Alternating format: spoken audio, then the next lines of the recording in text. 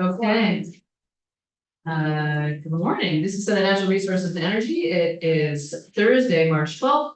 And we are starting the day looking at a new draft of S-138 about commercial pace. Yeah, looking forward to it. We have our legislative council here. Welcome. I'll check out the Office of Legislative Council. I don't remember the last time I was here on this, so do you want to preface where this version came from? Sure. So we had quite a bit of testimony on this. So as I understand it, what this draft is based on the conversation that we had in this room, things that we expressed an interest in, as well as some of the comments from Michael Yaki, who provided a number of edits. And I think, well, anyway, I'll leave it at that. And Senator Hardy had it. And Senator, Yes, yes. I worked on the draft based on all the testimony we heard and gave Alan. So credit really goes to you. It goes out. Yeah, there you go. She did the drafting. So she was highlighted in yellow. And I did work with the others a little bit to make sure we had consistent terms throughout. Hopefully we got there, but let me know if some things need further adjustment. So section 1 is still creating this new subchapter 3 in 24 VSA chapter 87, commercial property is clean energy. Districts approval of legislative body. So this is section 3275 that's being added. The subsection A. I flipped the first subsection with the second subsection, hopefully for better readability.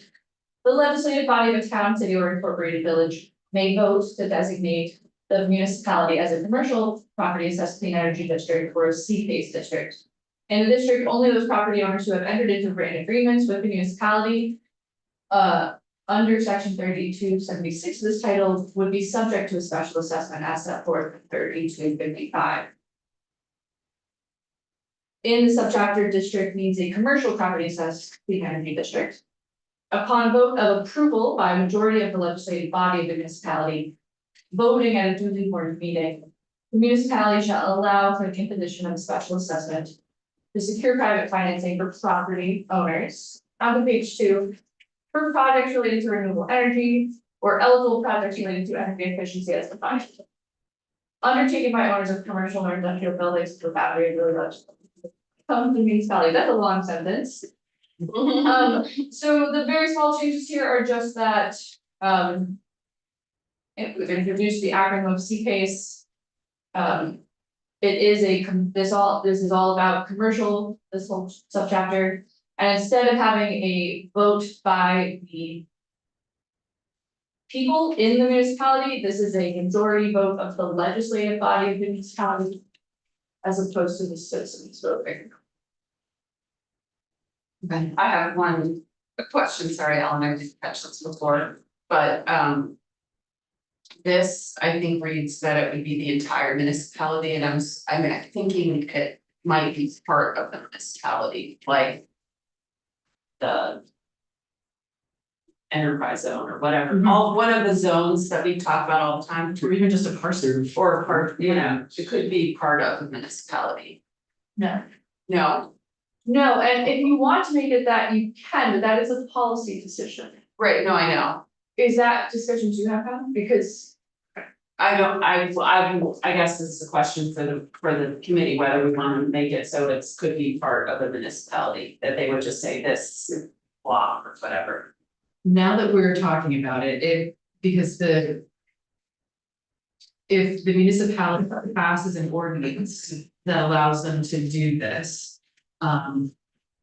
then anyone in the municipality could have this type of loan. So I suppose if the district is the whole municipality, because that's who's eligible to do to have this kind of a loan, as opposed to like, we're approving this for this specific parcel. Correct. We wouldn't want to approve it parcel by parcel.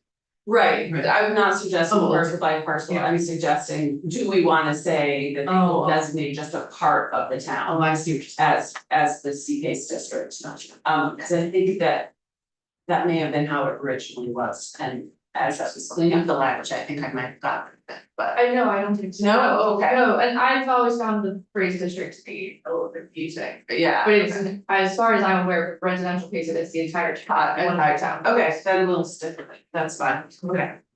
I have a question, on page 1, line 12, this is just a little sticky point, but, the phrase clean energy for clean energy district, I think that phrase can mean different things.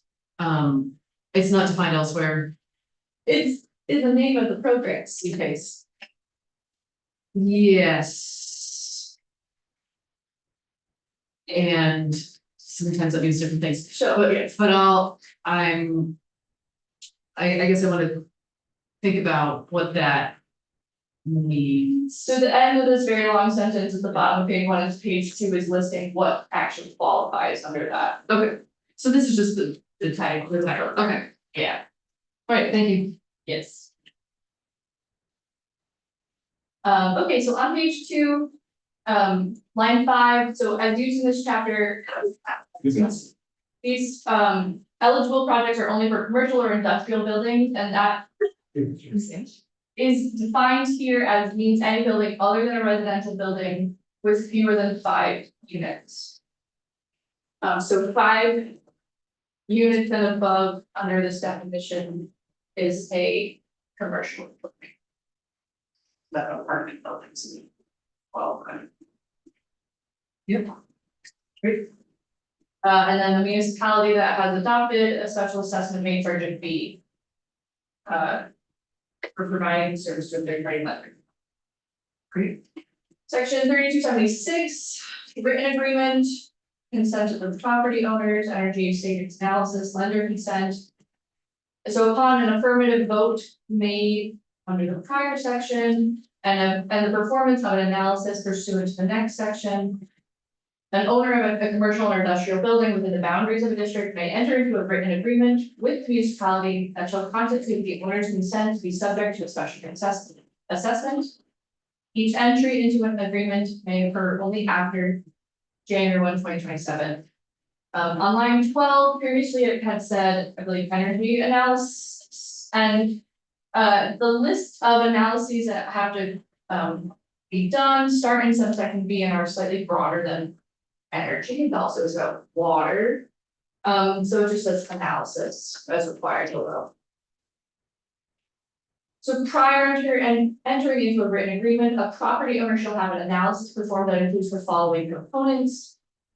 Where energy or water usage improvements are proposed, energy analysis by a licensed professional engineer or engineering firm.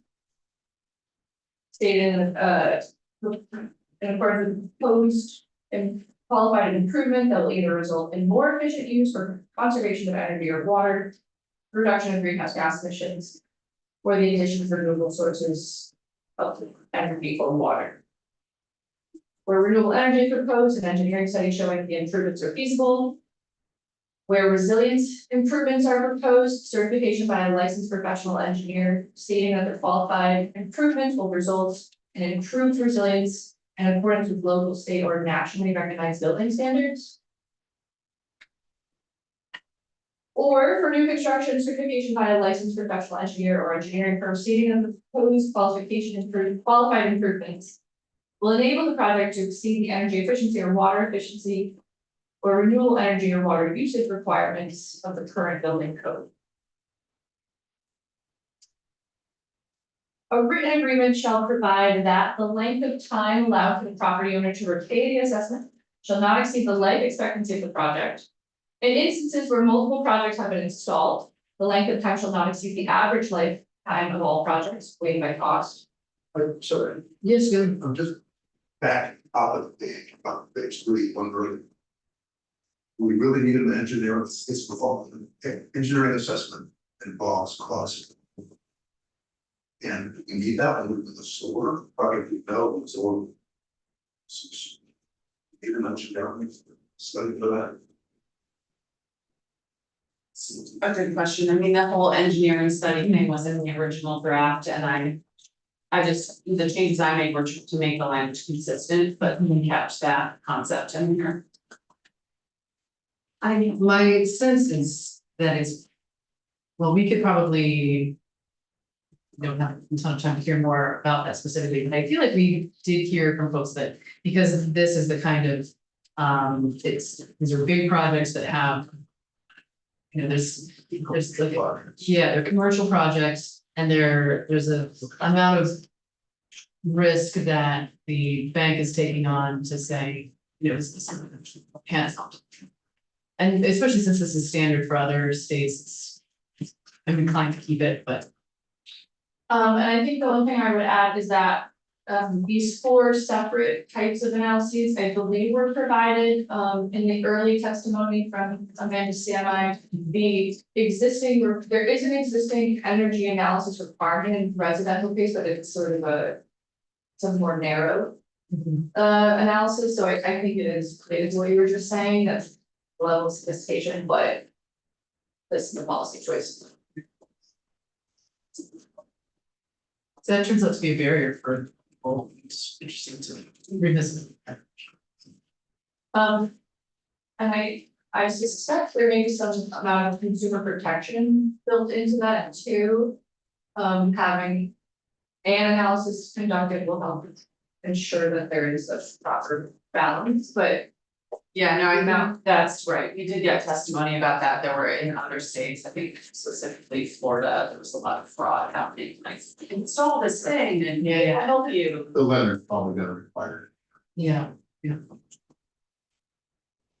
Alright, so the bottom of page 3 into page 4, notwithstanding any other provision of law, a lien under this section. Is a first and prior lien on the property. Subordinate only to a lien for property taxes from the date on which the notice of special assessment is recorded until the assessment interest or penalty is paid. And it runs with the land.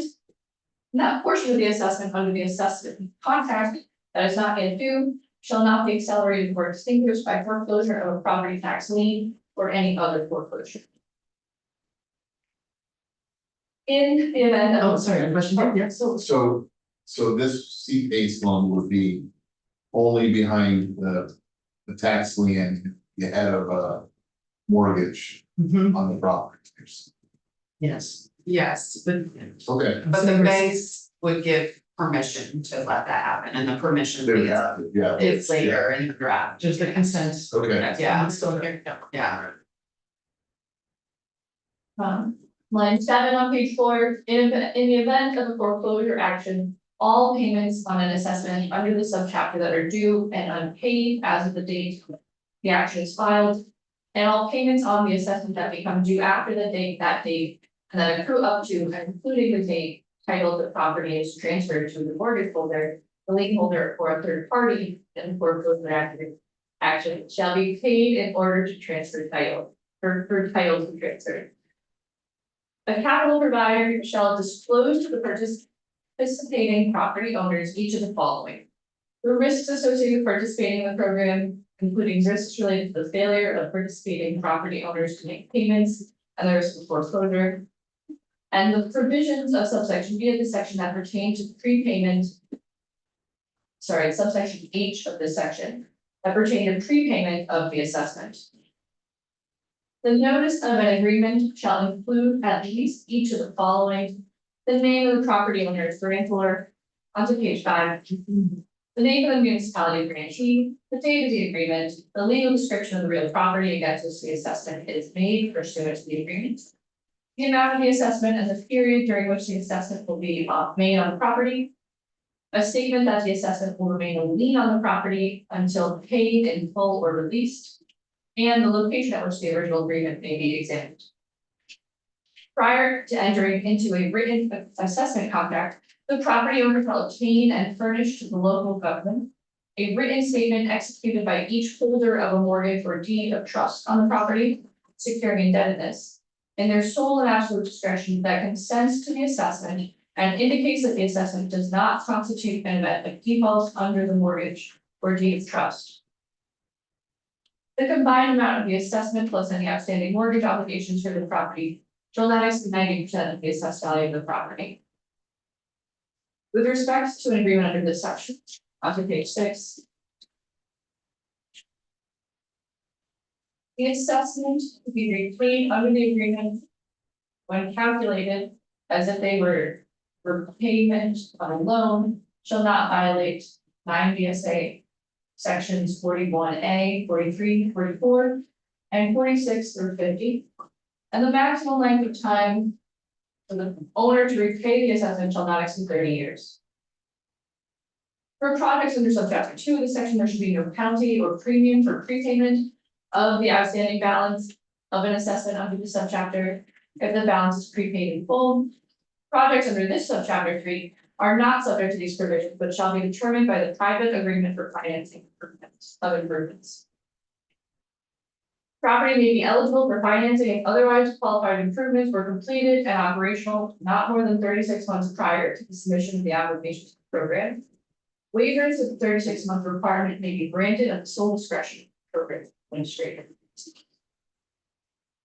To the bottom of page 6, this is the section on the program administrator, which has changed over time, and I do have a question at the end. So CPACE program administration, an entity that administers the commercial property assessed clean energy program or CPACE program under the subchapter will be referred to as a program administrator. In your prior drafts, there was agency reference, no agency is referenced, it's just an entity that would take this on. A municipality that has adopted a CPACE ordinance may, on to page 7, enter into a contract for an entity to serve as the program administrator and to administer the functions of the CPACE program for that municipality. Or serve as the program administrator itself to administer the functions of the program, including entering into agreements with commercial property owners in its jurisdiction and collecting CPACE assessments. Model documents and educational materials. The Department of Financial Regulation or a program administrator shall develop and provide to municipalities and model PACE ordinances, model PACE agreements, and other model forms and documents and educational materials for use by municipalities, property owners, and capital providers for the implementation of programs. I went back and forth a little bit on line 9 with shall versus may here. It is a little bit awkward that you are identifying the department or a program administrator to issue these documents. You haven't fully identified who, if any, will be program administrators.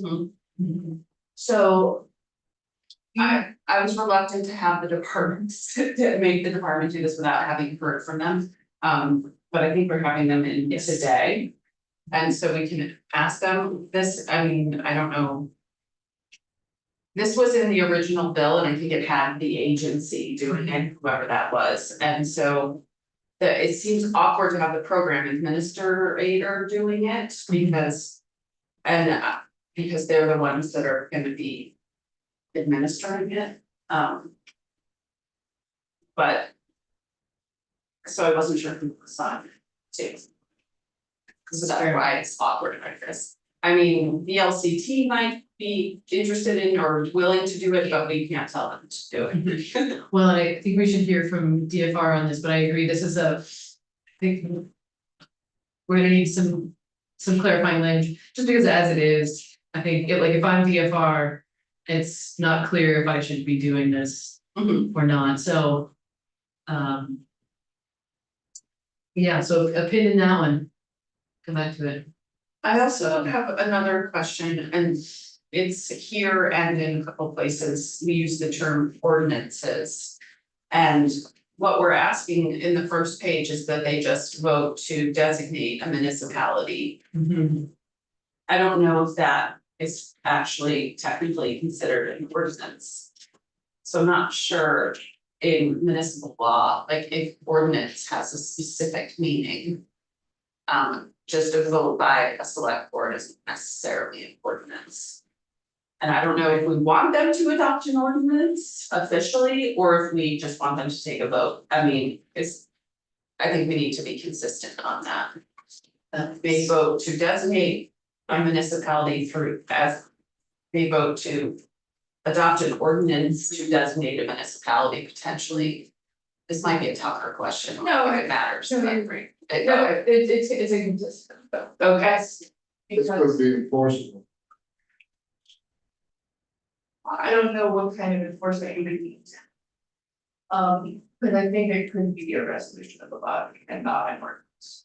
yeah, Oh, so okay. if we want it to be an ordinance, we should state that that's what they have to do is adopt an ordinance, but adopting an ordinance is more. I mean, you would know. more than- Yeah. It's a bigger deal.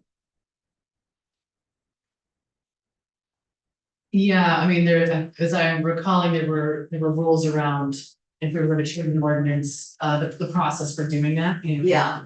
I think there's more There's time. public hearings and more stuff like that, and which maybe we want them to do, I don't know, we just should be consistent, so they know. Yeah, yeah, They put them in the morning.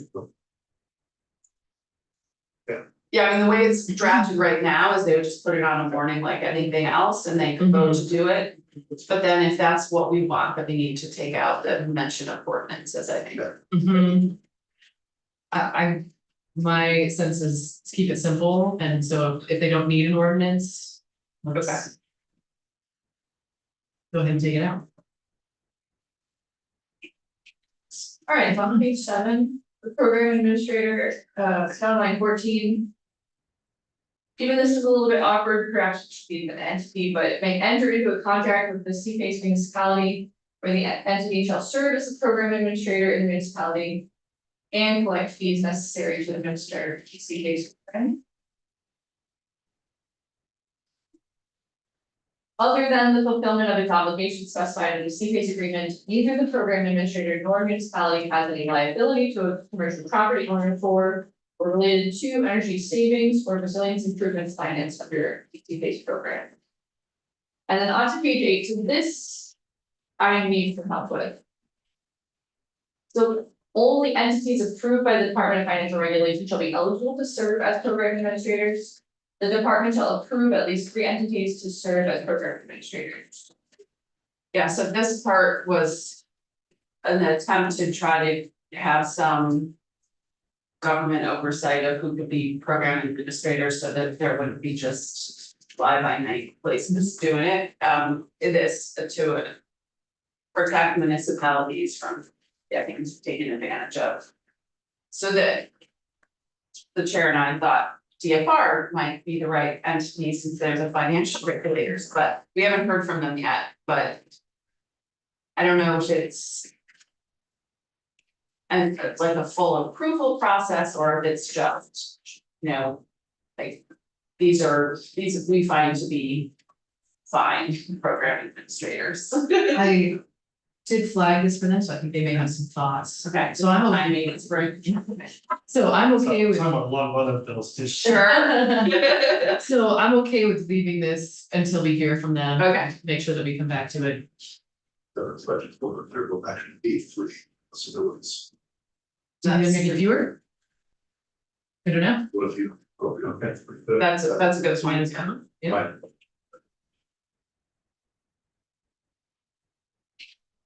Yeah, and if you are requiring it to be an approved entity, you may want to restructure this little section. Just. The section in general is full long, Yeah. so I mean, the more detail you can provide me on how you want that to work, the better. Yeah. Question about. Yeah, I mean, this section was awkward from the beginning. Yeah, fair enough. I mean. Okay, it's good to know.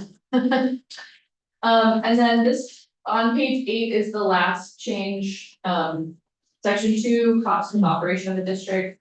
So this is partially the language that already exists for the residential case. So owners of real property that have entered into an agreement with the municipality shall be obligated to cover the cost of operating the district.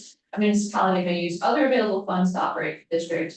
A municipality may charge fees to cover the operation of the C-based program under subchapter 3 of this chapter. For some reason, I thought we'd already said that. Something. Yeah, it's in the first section. Okay, so but it doesn't hurt to be redundant.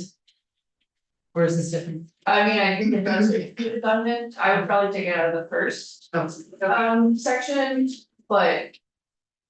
Where does it happen again? It's it's subsection D on page 2. Unless you're talking about different things here. Yeah, lines 7 and 8. Yeah, so this is saying the municipality can charge a fee. Yeah, this is saying, oh, this is saying the municipality, okay.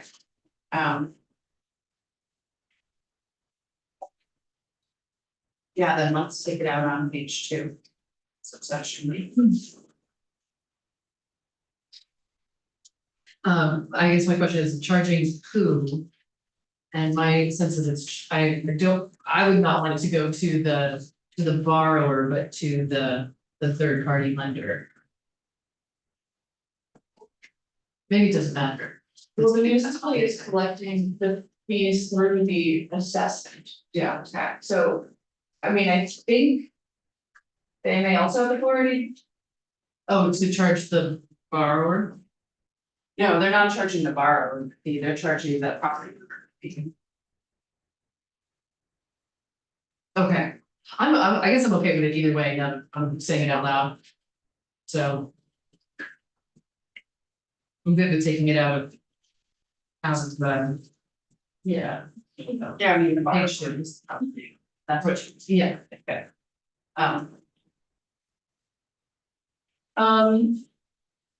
do you want me to read through the rest of it?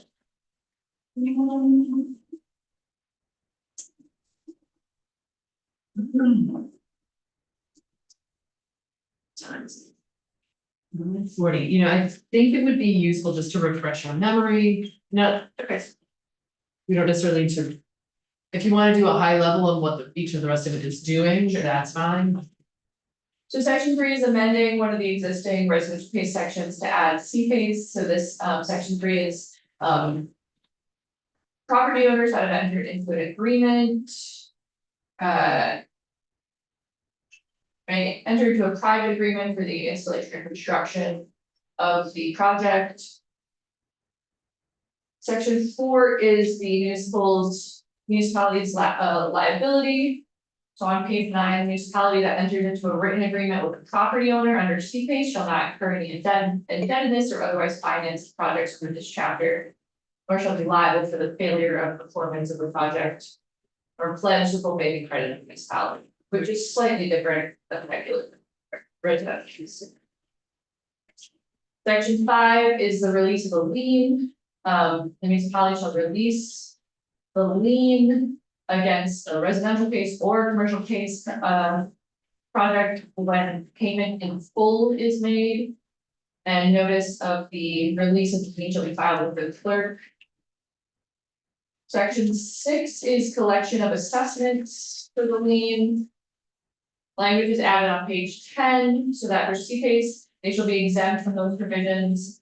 And with consent of the lender shall not be subordinate to all other liens of the property at the time of the lien when the assessment is filed on the lien, filed and on the lien records.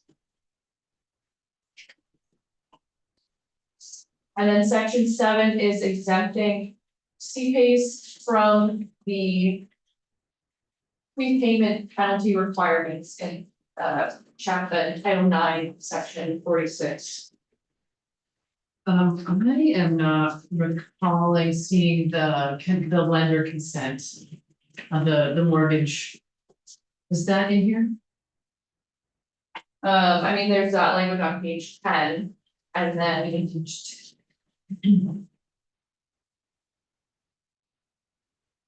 Shall not be subordinate to all liens on the property. In existence at the time of lien for the systems. Yeah, I think that's a bit there. I think, yeah, there is also some language, or there was language in 3276.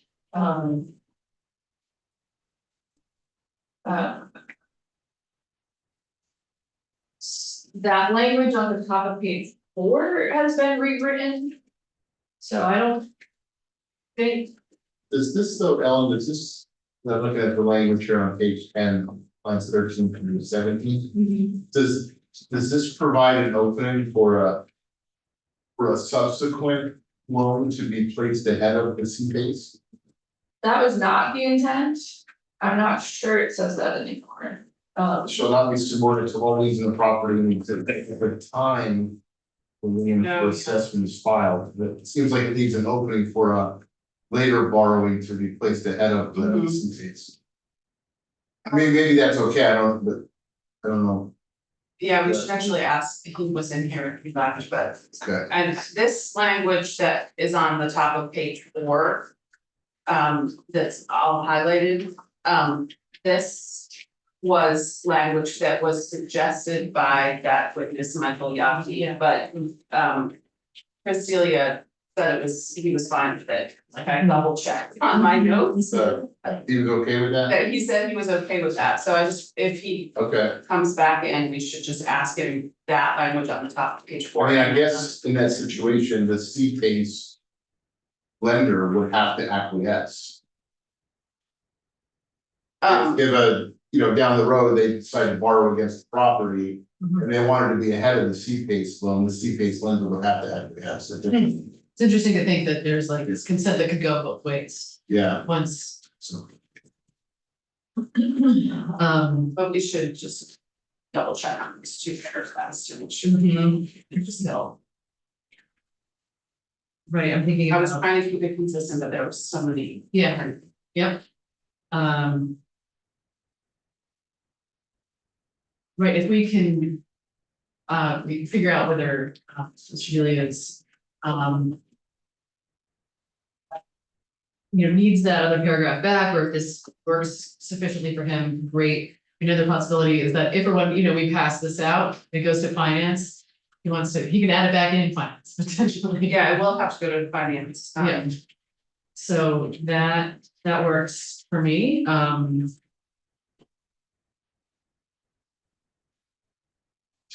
okay, thank you. Any other questions or comments on this at this point? Okay, so we're gonna move to Mr. Frank from the financial regulation. Welcome. Morning. Morning. Hi, for the record, Aaron Parents, Deputy Commissioner for Banking and Business Departments. Yes, Thank you. sounds like we should have a meeting, but it doesn't. Okay. For some reason, I don't Okay. Fair enough. know. So I understand there's a new draft of the bill. I haven't had a chance to review it. I know that DFR is mentioned there, and we certainly want to help and consult in whatever ways we certainly can. So I guess maybe answering questions is the best way to start. That's great. Senator Rhodes, do you want to jump? Yeah, go go ahead. there. So you're familiar with the bill and the C-case, you've been in already. I've already Okay. seen previous drafts. Okay, so what we were struggling with was the concept the municipality would work with a program administrator or could work with a program administrator to administer the program and collect the money, and the program administrator could charge a fee for that. And so one of our concerns is making sure that those program administrators are legit program administrators. And so there's a section now in the bill, and I can show it to you, Okay. that would have you, the way it's drafted now, approving them, but it doesn't necessarily have to be approval process. It's sort of like we want you or somebody to Sure. vet them to make sure they're not gonna be taking advantage of municipalities. Yeah, I mean, I think if DFR approving it, what criteria do we use? I think that would all want to be spelled out, so maybe more of a consultation process, just looking at programs in other states, in New Hampshire. They use their sort of VITA equivalent institution, and New Hampshire is the Business Management Authority.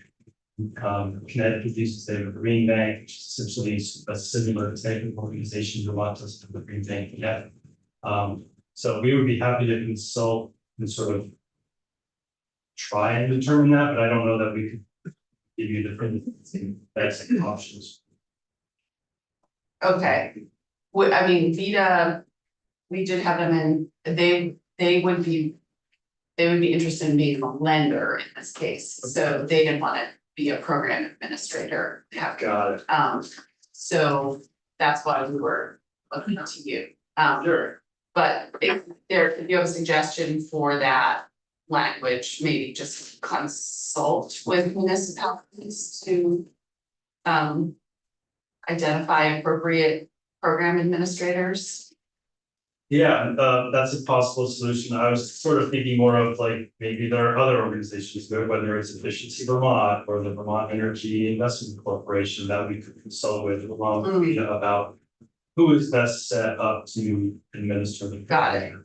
You know, what would the, I don't know what you actually need to administer programs. Yeah. There's a lot of work on some. And then the second part of it is, in the original bill, there was a section about creating model documents and educational materials. And it felt we were trying to figure out who should do that, and right now it's drafted to be either DFR or a program administrator would develop these. But we weren't sure if a program administrator is the appropriate entity to develop these kinds of materials. Sure, so I think in the residential program, DFR got really involved because we did have concerns about, you know, borrower finances and the ability to repay your mortgage and your assessment. Yeah. With commercial transactions, we generally don't have those same types of concerns. You generally gonna have larger values, more sophisticated borrowers. Yeah. So I think we could probably be okay with more of a consultative role in that regard as well, with the third party administrator. So do you think this whole section about developing this is even necessary? It likely is not. I mean, I think typically these financing terms are gonna be fairly competitive, like. You know, if the existing lien holder on the property gets word that you wanna do this, maybe they will have a competing project to offer to that borrower as well, so. It could also be removed, that's. Yeah, if you don't think it's, I, this is page 7, that paragraph B about the model documents and educational materials. We were concerned about who would do those. I mean, I think this was in the residential case Yeah. because it was, we're talking about people losing their home potentially, right, you know, a factory or a warehouse is a different set of policies. yeah. It's fun to me. It's fine if you guys are okay with it, and that solves that problem, that for you just. I'll tell you, as I read the paragraph, the thought I had was. Having those would help select boards to understand how this works. That's, Thinking about it for different reasons then. I think a lot of this material exists, so if somebody wants to do this, they're gonna send them information anyway. But your point is, I'll take it. My thought wasn't with the main goal of this was the secondary to have that. So, Sure. okay.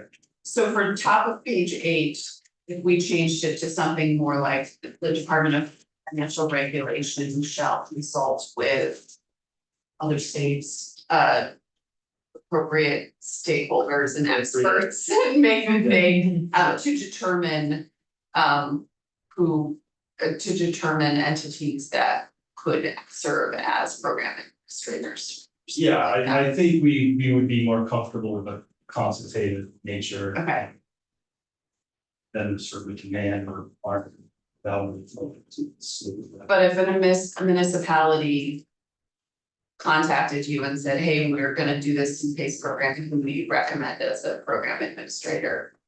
That's where we want you to be able to say, oh yeah, we've consulted with these people, here's a list of ones that we think would be okay.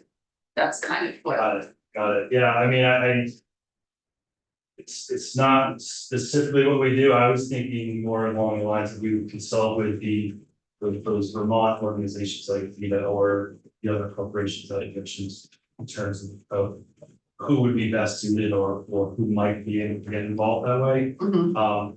think you're probably gonna run into problems if the lender could also be the program administrator. I think we Potential problems. Did we put in here, You know, did we put a prohibition of the of the lender being the program administrator? I think we said, I don't think so. I don't remember hearing it. okay, I intended to put that in here, that a lender can't serve as a program administrator. Yeah, Mhm. that's what I was asking, Mhm. and they do both, and I was like, ah, Yeah. so we'll add that. Yeah, I mean, I understand you'll probably raise the finance, so we can certainly continue to think about that particular clause. Okay, that would be helpful. Well, and I had another conversation about this, wondering. Recognizing that like this is sort of a new thing for you all. I guess you were involved in residential phase, so it's not totally new, but wondering if having some kind of like an RFI.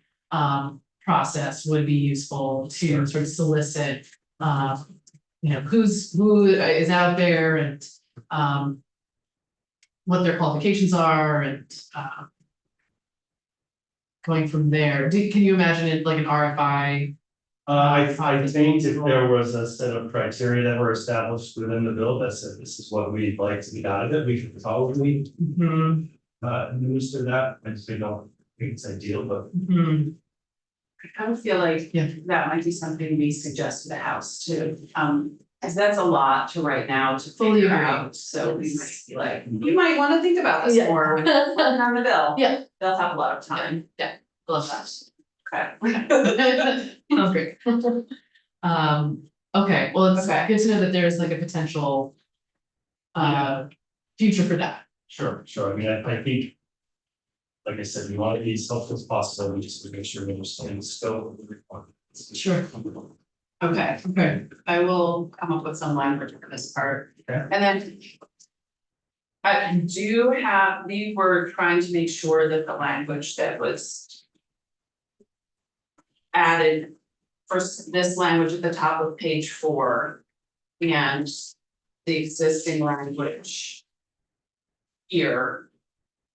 Is sufficient to protect the mortgage, the first Okay, borrower. So it's here. And. We're gonna ask Cecilia this too, but wanted to get your thoughts.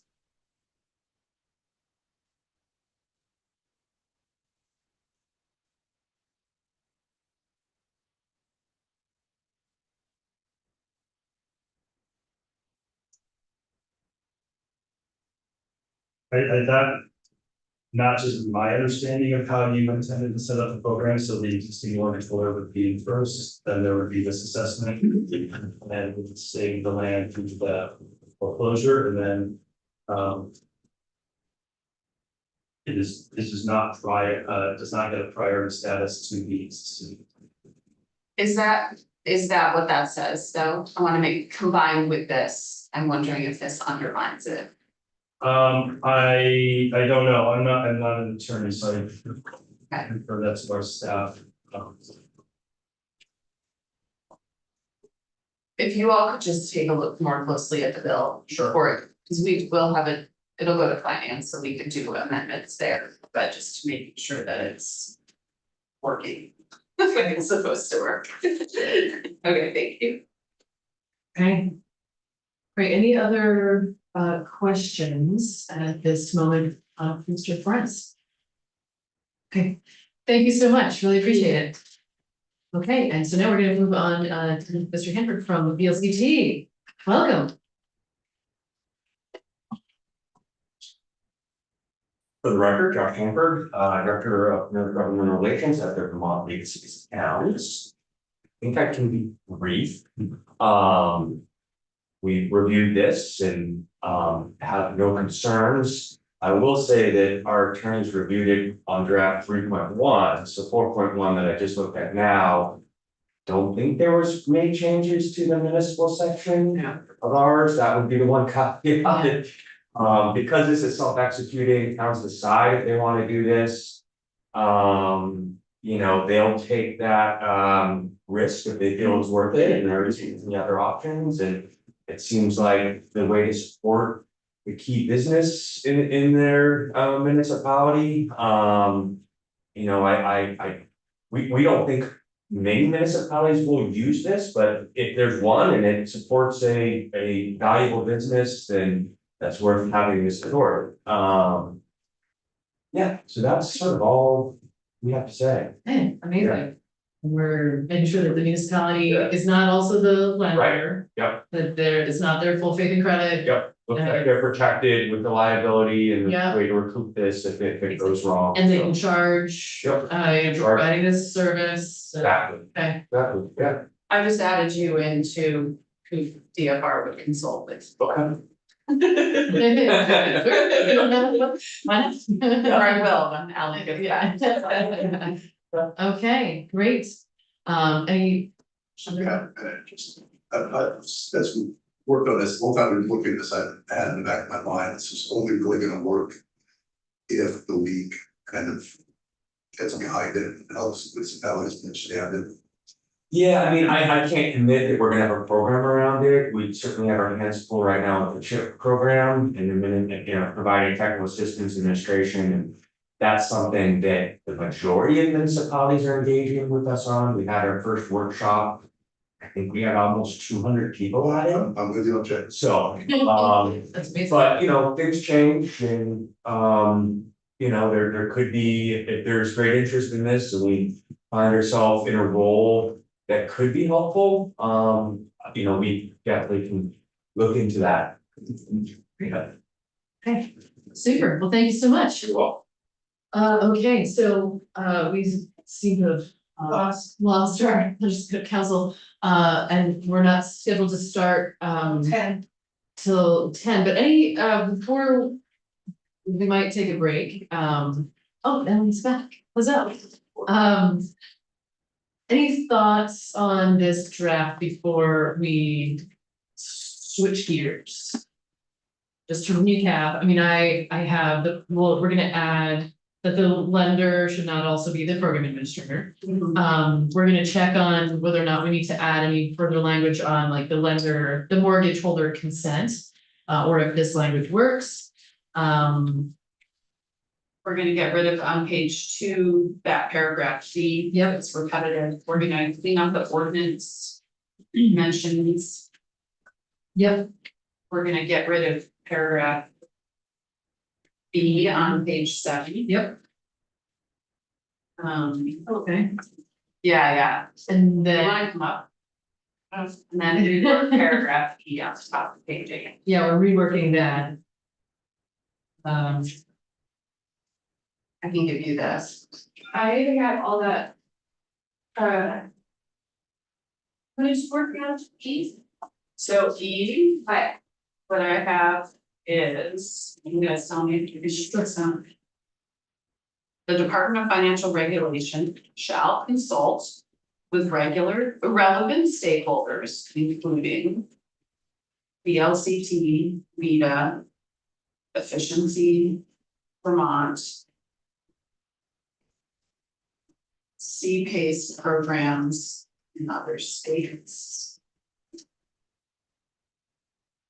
And CPACE programs in other states to identify appropriate program administrators, to identify appropriate entities to serve as program administrators. Or something like that. So getting rid of this sort of approval, and it's really just identifying and consulting with other people. Okay. More chill. Yeah. Does that sound okay? Yes. That sounds great. Okay. I think I have them all if you could. I think I have. Okay. Okay. Super. Thank you. I think we're good with this document then, and we're running a little bit, we've got 5 minutes at this point. I suppose we could just jump in a little bit early, if that's all right. Okay, so or unless folks would like people like a break? Just, yeah, let's do a break at 10:30, so, if we have Yeah, We switched kind of, so. Oh, I see what you're saying. Yep, so, okay, great, so if we keep going now, then, And this draft is significant, it's double what yesterday's draft was. okay, We will need the time. well, what, We'll need the time. we'll need the time, okay, Okay. Thank you. well, let's do Oh, it. it's rolling. 28 pages. Anyway, thank you, employees. By now, the best in their beds. Well, before I think, I wanna thank both Senator Hardy and Ellen for working on that draft for CPs, that's great. You're gonna look for time on my calendar tomorrow to vote it out. Yes. 11, I mean, yes, oh, 11 tomorrow for 1:38. Yep. That's what yes, is that okay? And then tomorrow for this one, Oh, we have a tent. It's not ten. I don't know. Okay, now, let's do it. it's hard to do that, but 3:25, we have tomorrow. Okay, And I will probably be bouncing back and forth tomorrow between here and Saturday about development. okay. Yeah. Okay, And maybe somewhere else too. great. It's nice to be wanted out. Yes. Okay, 3:25. Draft 3.1. The changes from yesterday's draft are highlighted in yellow. And yes, there was even markup yesterday, and so there are all new sections, starting with section 12. That are the regional planning process that you went through yesterday. So, S 325 draft 3.1, the first change is on page 3. And this was, this is the interim exemption for, housing, for priority housing projects and having the language relating to those housing projects being built in the floodplains and river corridors match the other language, so you can, the exemption shall not apply to areas within the river corridor or floodplains except those areas that contain pre-existing development, suitable for, and areas suitable for infill as defined in the AR rules on river corridors and flood hazard areas. This was the part where we deleted sort of the remainder of, This side there was like a yes. section that kept going, okay. So on page 3, the next section, section 3, is the definition of priority housing project. You asked for some language that was easier to read. So, the definition of priority housing project means an area located on a tract or tract of lands, consists exclusively of mixed income housing or mixed use, any combination thereof, and is located entirely within a downtown, new town center, growth center, designated neighborhood area, or within an area mapped as eligible. Oh yeah, this isn't edited because I finished it this morning. Or within an area mapped as eligible for tier 1B area status. And is not currently approved for tier 1B area status. I am also proposing to strike that next sentence because it is to get tier 1B or for an area, you do have to already have zoning, so I don't think that adds anything here.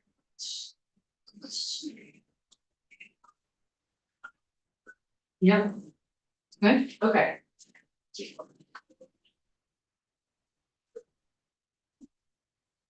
All right, the next changes are on page 7, and this is section 5. The section on tier 3 rulemaking. So I'm gonna read the whole paragraph just because I read it last night and added some extra verbs. So the board shall consult with ANR to adopt rules to implement tier 3. It is the intent of the General Assembly that these rules identify critical natural resources for protection. The board shall review the definition of tier 3 area, determine the critical natural resources that shall be included in tier 3, giving due consideration to river corridors and water streams, habitat connectors of statewide significance, riparian areas, Class A waters, natural communities. determine any additional critical natural resources that should be added to the definition. Include measures to ensure that no municipality or region is disproportionately impacted by tier 3. And then the new language we're proposing was determine which criteria under Act 250 should be part of the tier 3 review. And determine how to define the boundaries. Does that capture what you were just, there's additional language on the next page. Let's. Is this the rule, their rule making authority? This, Yes. this paragraph? Yes. I thought we talked about not putting it in rule making. So, Is that the next paragraph? well, it was very unclear to me where you all think. So you were this is the, they're currently going through a process that involves the agency of natural resources and subsection B as a whole stakeholder group on which they're working on this whole thing through. So I kind of assumed you wanted the conversation to be part of the stakeholder process. They can determine which criteria they want. They don't currently have authority to do that without a statutory change. And then on the next page, I propose that they report back to you with that determination. Okay, So if you don't want it here, you can do it. Okay, so this is not actually about rulemaking, it's about, it's more like a conversation, it's more like it's a part of their review. They're not actually making these rules. So based on line 5, the sentence starts, the board shall, and then it's a whole list of things that they have to do. So I added this here, if you do not want it here, it doesn't have to be here. Mhm. On the next, so further down. The board shall file a final proposed rule, so this is line 17, with the Secretary of State and LSAR. On or before December 31st, 2027, the board shall file the rule with LCAR, or after the board files the rule with LCAR, it shall submit a report describing the rules and issues reviewed under this section to the House and Senate committees. On to page 8. And then on or before December 15, 2026, the board shall also submit a report to those committees.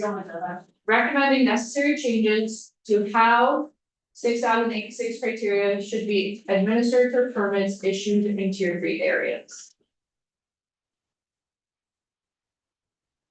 yeah, I was under the impression, and I would prefer that it not be in the rulemaking section, because it both you and the board think that before they can make rules on this, they have to go. We would have to do statutory changes, so. Having them start to go make rules on something that we need statutory changes on, I don't think is a good process. And so that was where I thought we had landed, that they would submit a report outside of their making process saying. These are the ways that we think we need to change statute in order to allow us to. Use a limited number of criteria. My sense is that, cause I agree, but I also, I have a question for you, Ellen. On page 7, where we've got the determine which criteria. That, if I'm understanding you correctly, this is not actually rulemaking authority. This is just making a determination about which should be a part. It's not, unless I'm wrong, is this rulemaking authority or is this not rulemaking authority? Section 22 establishes a stakeholder process that the board needs to go through to basically flesh out the entire tier process, much of which will end up in the rule. You are deferring them submitting and adopting any rules on this until December 31st, 2027. In December of 2026, you are asking them to report back for asking for statutory changes. The ask for statutory changes is a year before they are allowed to adopt or able to adopt rules. So I think we're talking about a distinction without a difference here. I guess I'm wondering if you don't want them to be using the existing stakeholder process they already have for this entire part of the program. Well, I guess my confusion is section 22 bottom of page 6, it's titled Tier 3 rulemaking. And so this is embedded in that section of Tier 3 rulemaking. Yes. It doesn't. Is there where? I mean, and this is obviously. Not in this draft, it's somewhere else, but the whole. Stakeholder process language, It's in the asterisks. it's in the asterisks, Yeah. yeah, so it's not here, okay. Yeah. So that, I think that's why it's unclear to me, and. I mean, I guess this works then, if it just. When I read it, it looks like it's part of the rulemaking process. It will be part of the rulemaking process. Because they have a full year more of that I after get that. that, I get that, but So what you would then be asking for though is next year for me to amend this section, which I guess you could do. I guess I'm okay with it either way, I'm okay with taking it out of here, as long as we have the top of page 8 language about come back with. And I wonder if we want to be even more prescriptive about.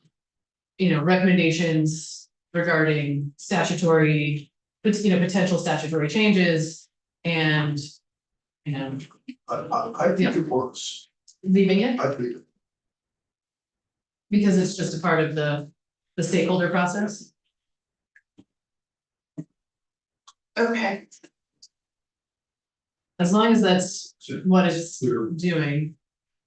it's a signal to the board, that's what I'm looking for, and it's, please make sure it shows up that, report on top of it. Okay. So, Do you, any other opinions, Senator Bex? I think it's, Okay, leave it. and.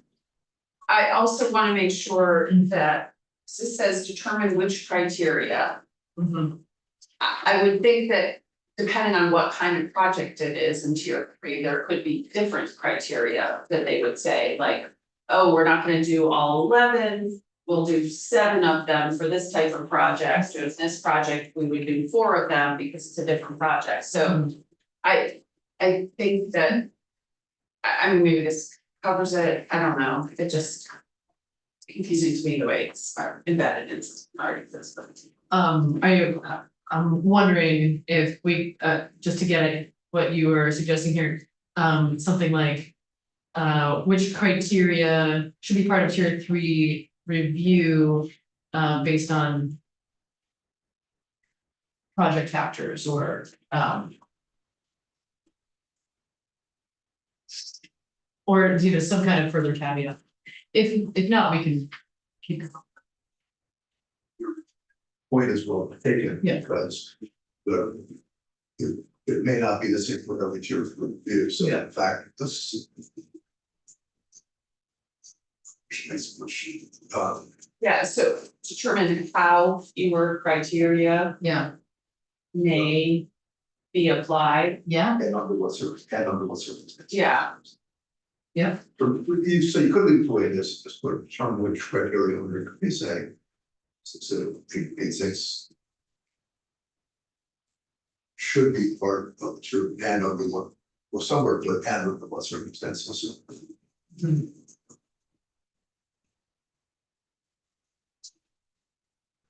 You can also, yes, can also look at the language, the new language in section 6. I can come back to this in a moment, so we did, I guess, also go to the proposal on page 8 for doing a similar thing for the road jurisdictional trigger. So this is language that was proposed by Maynard C that I think. oh, yes, for similar, yeah. Yeah. So this is a standalone session law provision, so on for January 15, 2027, the board shall provide the General Assembly. With recommendations for statutory changes consistent with the intent of the road rule. That would give the board authority to adopt rules establishing a process to limit the criteria that apply to road development pursuant to the statute. Yeah, I like that language better. I do too, I wonder if we could use that, but for the tier 3s in the top of page. So what do you want me to do? So. What if we had something for, in the tier 3 section that said, so on or before January 15, 2027, then each review board shall provide general assembly with recommendations for statutory changes consistent with. The intent of, but here reference tier 3. Sorry, Sorry. do you want me to take it out of section 5? And put tier 3 also in section 6? I mean. Maybe, it also seems to me that we should have these reports back at the same time. Yep. And they could be one report Mhm. about the road rule and tier 3 and using Sure. a process to limit criteria. I like this language and I think it's clearer than the other language. So maybe if we just add to line 9, reference also to tier 3. And take out the new language in section 5, all of the new language in section 5. Except I think we did, I thought maybe we landed on keeping the language on page 7 with the addition of and under which circumstances. Because it's part of the public process. If it's part of the stakeholder, if this is truly part of the stakeholder process, then sure, you can keep that and get rid of this language on top of page 8. Yep. Yep. And then just add Yep. And tier 3. to section 6. Great. Are you feeling clear about that, Ellen? Yes, Okay. please send me what you wrote for this page. Oh, I crossed it out. I thought Seth or Senator Bonner's liked it the way it was, but I can. You slightly just You add did, and under what circumstances. and under what circumstances at the end of that, Mhm. okay, I think we want that in section 6 as well. okay. Although developing a process to limit criteria, yeah, and under what circumstances. To where? Somewhere on line, like line 10 of page 8. So that there's the road jurisdiction should also say under what circumstances, just to make sure that we're not set it has to be one thing. Yeah. Because there is a shopping center, you want to have. Mhm. Exactly, Mhm. garden shed or something. Right, yeah. Yeah. Totally agree.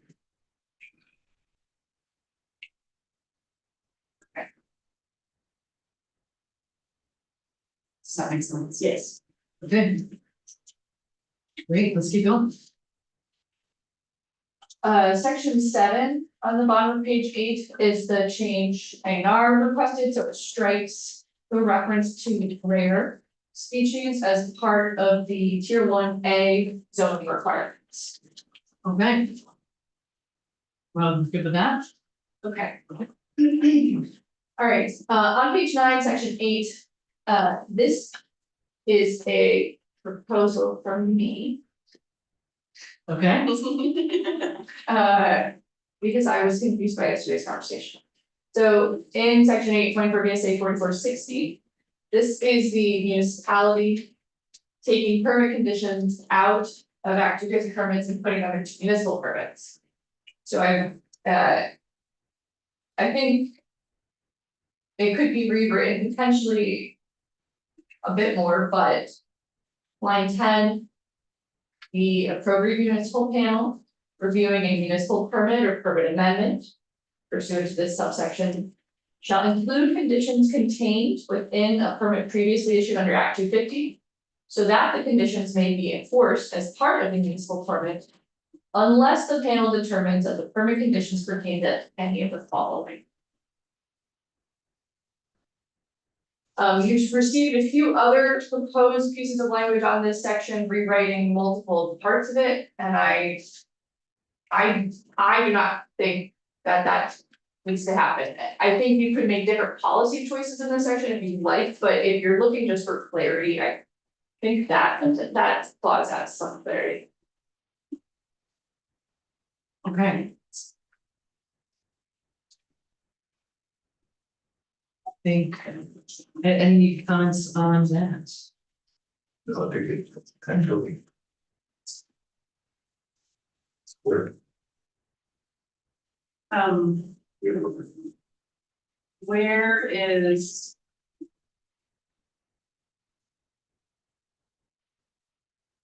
The language that, oh, it's just, so bottom of page 10, taking out this saying that they shall enforce existing, that, okay. Yeah, and so that is still struck. Yeah. Yeah. Okay, Okay. On page 11, oh, I do wanna flag, I think you did not give me any direction on sections 9 and 11. I think they added 9 and wanted to strike. yeah, I think we're taking it out. Taking it out. Yeah. Okay.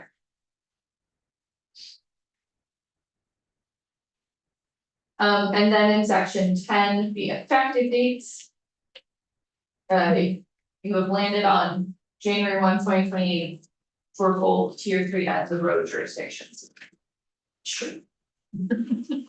Sounds well consistent. Something. Yes, so they asked for, it's true. There are no changes in section 11. I think You want to hear more about that? you, okay, yeah, yes. And then section 12. On page 12 is the language, start adding the language you all walked through yesterday from VACTA and the LERB. So I just highlighted the section heading because all of this is new from the prior draft. But I incorporated what you all asked for yesterday. So section 12 is amending the regional plan adoption process and creating this new process for non-minor amendments to be adopted. So on page 12, subsection B is adding that the board shall coordinate with state agencies and the community investment board, which is part of the designation program and the tax credits. Subsection C, the regional planning commission shall hold 2 or more public hearings within the region after a public notice on any proposed plan. And here it is striking amendment. That's because you're creating a new process for amendment in subdivision N. I went through 43, 48 last night. And I don't know if I lined up all of the pieces for your new proposal that, so if you could check. People in the room, because I think. We didn't take all of theirs, just to be fair. Correct. So, Yeah, well, yes, so part of their proposal is changing the amendment adoption process. mhm. The first change of which is here, currently there's 2 or more public hearings, and later they're doing a sort of a shorter process with just 1 or more meeting. And so I think they were looking to make sure that the other references to amendment, if you're adopting that selection, which you did yesterday indicate, if you're adopting that process, 4340 is a very long statute, and so I went through and I wasn't entirely sure if I understood the proposal, so if now the people who are proposing it could check, and you all as well, I want to make sure I captured all the references that you did approve. But part of it is because they asked to conform the rest of the statute, and I see. was making judgment calls. Okay. Thank you. Yes. So, there are no changes on page 13. I did add the language, for subsection J. To point out that there is this existing process that was created for minor plan amendments. But now the language in subsection N is for non. And that starts on page 14. Minor amendments are fewer than 10 acres in size. So on page 14, regional plan amendments, non-minor future land use map amendments, and tier 1 lead area status requests. Regional plans may be reviewed from time to time and may be amended in light of the new developments and changed conditions affecting the region. Non-minor future land use map amendments shall be processed as part of a regional plan amendment. Tier 1B area status requests may be made separate from the regional plan approval and amendment process. And so the process is to amend the regional plan, which may include a non-minor future land use map amendment. A regional planning commission shall hold one public hearing at least 15 days in advance of the hearing. The RPC shall provide notice to the public. Notice of the public hearing to parties listed in 4348C1 and the land use review board. The public hearing notice shall include a description of changes to the plan, including non-minor amendments to future land use maps or any changes to tier 1B status. On page 15, after adoption of the regional plan amendment, the regional planning commission shall submit a request to the board for affirmative determination of regional plan compliance for the regional plan amendment. Standalone requests for tier 1B status shall be submitted to the board after the public hearing required under subsection A. The board shall hold a public hearing within 30 days after receiving the request for affirmative determination of regional plan amendment compliance or approval of tier 1B area status. The board shall issue its determination within 30 days after the hearing. Adoption of a regional plan amendment, non-minor future land use map amendment, or tier 1B status request or amendment shall not change the expiration date of the regional plan. Okay. Sounds good. All right. Section 13 is amending 4348A12, which are the land use categories for the regional plans. On page 16.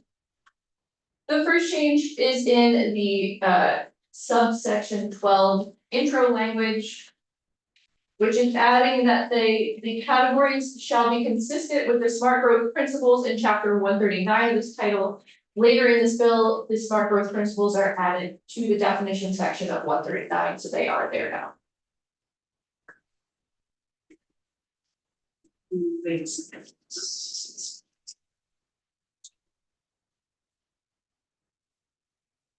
Okay, you just put them in it. Okay, no, sorry. Yes. I'm moving a little quickly because I am going to another committee at 10:30. So then there are changes in the downtown and village center area category. We have added language on line 13 on page 16. Municipalities may have more than one center, including planned new or emerging centers that anchor planned growth or village areas. It is the intent that every town in Vermont may have at least one village center in which additional housing units are supported. I'm still sort of about this, but if you don't want to come back to it. Yep, okay. In planned growth areas on page 17, the references to new town centers, downtowns, and village centers are struck. As are that they should generally meet the smart growth principles because the entire section needs to meet the smart growth principles. Hmm. Oh, But that is not, that get added? Yes, which, oh, the references are good principle at the beginning, which is, yeah. On line 9. So some Romanet 3 on page 17. Can you confirm what you decided here? I think You're on 7. yes, 17. These are planned growth areas. Romanet 9 and Romanet 3. Yes, I think, I struck is, but is should not be struck. I got It's confused here. within walking distance, we changed to. The area is generally multimodal, multimodal connections. Okay. Some, yes, question? This is a big difference because multi-modal, you can have a much bigger area than you can have a small water distance, so we just have to be really aware of what we're doing there. well, if you don't wanna change it, we don't have to. Okay. Just keep it is though. Yes, okay. But as you heard yesterday, Newtown Center and Grove Center are struck, so you're no longer part of this. Yes. Further down on page 17, the area provides opportunity for development, infill development and redevelopment that is needed to meet the regional and municipal housing targets that meet the present and future needs of a diversity of social and income groups in the community. I think meets should be meet, targets that meet.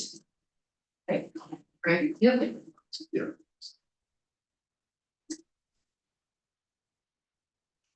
Further down at the bottom of page 17, we're striking the quotes around complete streets. Did you look that up? Yeah. Any other place it doesn't have quotes, so we're getting rid of the quotes. Okay. Cause now I know it's a real thing. It's real, turns out. So Somewhere that is a good joke, it's people who really care about this. It does also strike here, establishes pedestrian access directly to downtown Village Center, Newtown. I think we should leave it. Should not take that out. Oh, but isn't it, it's all subject to the complete streets anyway, which is, it was redundant, which is why. No, I don't know if that's the reason. Oh, really? Because that is, Well. I don't know that that's the reason. I think that's what we talked about. It is, but I think it's constructed to be more consistent with, we were talking about the moving more as opposed to walking. If we're talking about walking, it probably makes sense to leave them. I'm fine with leaving it, so we know. Okay. Yes. Sketch that or whatever, or whatever. to leave.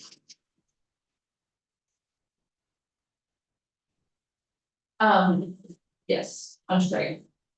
Unstraight, that's what we're for. So page 18, village areas. Composed of a cohesive mix of residential, civic, religious, commercial, or mixed-use buildings arranged along a main street and intersecting streets that are within walking distance for the residents who live within and surrounding the downtown center or village center. It strikes existing, that they include existing village center designations or similar areas statewide.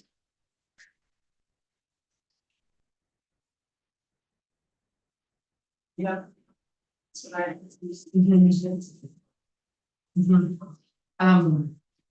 Yes. I'm having this moment of like feeling like, right, because right now we're just doing like consensus stuff. We might have some more conversations about these things in a little bit. Okay, so let's keep going. Further down page 18, municipality has either public water or wastewater, and if no public water or wastewater is available, have soils adequate for wastewater disposal. Opportunity for infill development or new development where the village can grow, support the development of housing to meet the regional and municipal housing targets. Keep trying to come in. I'm okay with it if you are. Okay, no change is in subdivision F enterprise areas. Because you requested no change there. Right. In rural conservation, the last two sentences are struck about mapping and tier 3. Yeah. Wait, we talked through this yesterday, yep, So, and you didn't think this was. The part D. well, I think it's an awkward question. So the language appears both here. It's highlighted in D, it's because I did make you ask for a choice. It appears in both the process where the regional plan is being developed. And this is about areas eligible for designation, and that has to happen as part of the regional plan process. And then I did strike it later in the bill from the Community Investment Board. Even though I do think it is relevant to identifying the areas that the LURB and the community investment board would be looking at, so if you don't want it in both places, I guess, I think. It should go in the regional plan section because they will be mapping them. I'm gonna trust your I can judgment. be, I can hear other arguments on that because it's. Complicated a little bit, Page 20, this is the new language you asked for, any regional or municipal plan. Due to expire in 2026 shall have its expiration date extended until December 31st, 2026. Great, thank you. So the rest of this is where we ended yesterday and I was unclear. It sounded like you weren't prepared to add all of this, however, it is easier for me to delete things than draft things today. So I have included things in sections 15 through 18 that you may want to take out because I was slightly unclear. I will say I made 2 editorial changes on page 21. I striked state designated for both downtown and neighborhood because we're not actually calling them state designated anywhere else. Cool. But otherwise, then the smart growth principles are added. And then there is some changes in the downtown and village center section. Including striking the exclusions redundant language. And then I have a small silly typo on page 25, there's a silly typo. It is highlighted on line 18. In the statutes as published. Roman 3 and 4 appear on the same line, and it has caused confusion in places. We have fixed it on our website, but we have to officially have it republished, so that's a small thing the department asked about. So that is there. Otherwise, I think I have to go, but if you do not want these last few things, because you didn't actually discuss them yesterday, but they were in VAPA's proposal, you can let me know. Well, I think, I'm not sure if I think we've. Thought we got to hear more about them. I mean, we did talk about it, but I think we were going to. Hear more, and we're gonna hear more today. And so some of my notes, as I was leaving, said yes, some of my notes said yes and no. And so that's why I went with yes, so you can delete them. Okay. Okay, So the committee is not necessarily committing to them, I have a lot to do today. understood. This is an interesting question. One possibility, question for the group, might be useful for us to meet at 5 today or 4. I have a judicial retention committee, and so. Okay, what time is that? I think they're gonna change it to actually to 5, to 5, so we can't meet and finance will. Because they think they're gonna be. I'm sure, yeah, we have a lot, we could meet early tomorrow. Meet early tomorrow. I will make this work. I will make it work.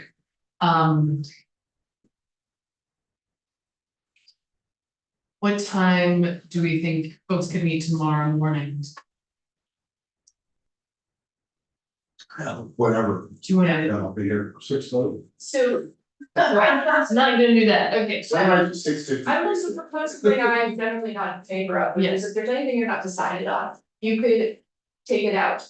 You could vote out the bill and have a floor amendment if you needed to add something after, because I don't know how many hours are actually gonna be available for me to draft. Okay, noted. Nonetheless, are you available tomorrow at 8, do you think? At 8, yes. Okay. Yes. 8. I am not available until at least 5:30 today. Okay. Okay, seems like after is not great today. 8 tomorrow though? Could we aim for that? Okay, let's aim for 8 AM tomorrow. And what do we have on the agenda? It's Ellen, so 8 AM. Make it work. Figure that out. I don't know how it's gonna work yet. Okay, think we are, because we only have, Mr. Grady from 10:30 until 11:15, we have to transition, and we're gonna jump back to 3:25 for the later part of the morning, but for now, we need to jump to 2:24. Welcome. Need a minute to just transition. And unless, of course, people would like to take a break. This is fishing. I think we could take a 2-minute break if people could really keep it to 2 minutes and keep going. Okay, take a break as you need to, you know, otherwise, yeah, fair enough. I'm sorry. No, you're good. 2:24. Oh, thank you. What version you working on from that copy? 9.1, I didn't make any changes. Yeah, before we jump in, I could just ask you, Mr. Delia, to look at the latest version of 138 and see if you think the language, particularly on page 4, works for the lender consent, or do we need to add a lender consent paragraph back in? It didn't get taken out. Do you think it's It didn't get taken out. I can talk, I'll Okay. talk to you in the hall. Okay. You guys talk about it. Great. Okay. Perfect, thank you. Okay, 2:24, we have. Well, Had the input from the secretary yesterday, yes, and you're gonna discuss how to yeah. address those issues today. Yes, though, I thought we had a new draft that we could go, 9.1, yes, you so, had 9.1, yeah, so we could take a look at that first. okay? And then go to, Mr. Carpenter was, unless you have thoughts on how to address, the secretary's concerns, which we can do. I do have thoughts, Okay, maybe let's look at the draft, the changes that we made already, and then go to your thoughts on how to address secretary's concerns. okay, the change that you made already is on page 25, it was relatively minor, it was in addressing Senator Beck's concern about that, the last sentence, subdivision 3. Yeah. About when the drinking water division could require, conditions on a fishing tournament permit. So that was rewritten, so it says the drinking water and groundwater division may require any fishing permit issued for an inland lake that serves as a source for a public water system, conditions requirements, so it's for prohibitions on use of the. Okay. That was- Period. Yeah. And it definitely, I think it's an extension of those. Thank you. So you're okay with that one? Yeah, that's fine. Great. Super, thank you. Okay, with that, let's talk about the secretary's letter and concerns. And Mr. Grady, you have some thoughts? Sure, so, just working through the secretary's specific. We listed concerns. I think it will be very easy to change or address the wake boats versus wake sports issue. It would require adding a definition of wake sports. There is a question of whether or not you want the wake boat definition to now be the ballast. Whatever they're calling it. Ballast investor. Or draft rule. But I think you can make conforming revisions throughout the wake boats language to move it from wake boats to wake sports. There is a question of whether or not you want to keep the home lake registration. And what goes with that. Because that's more about the wake boat designating itself or as a wake boat and designating the home lake, Mhm. and that's not about wake sports.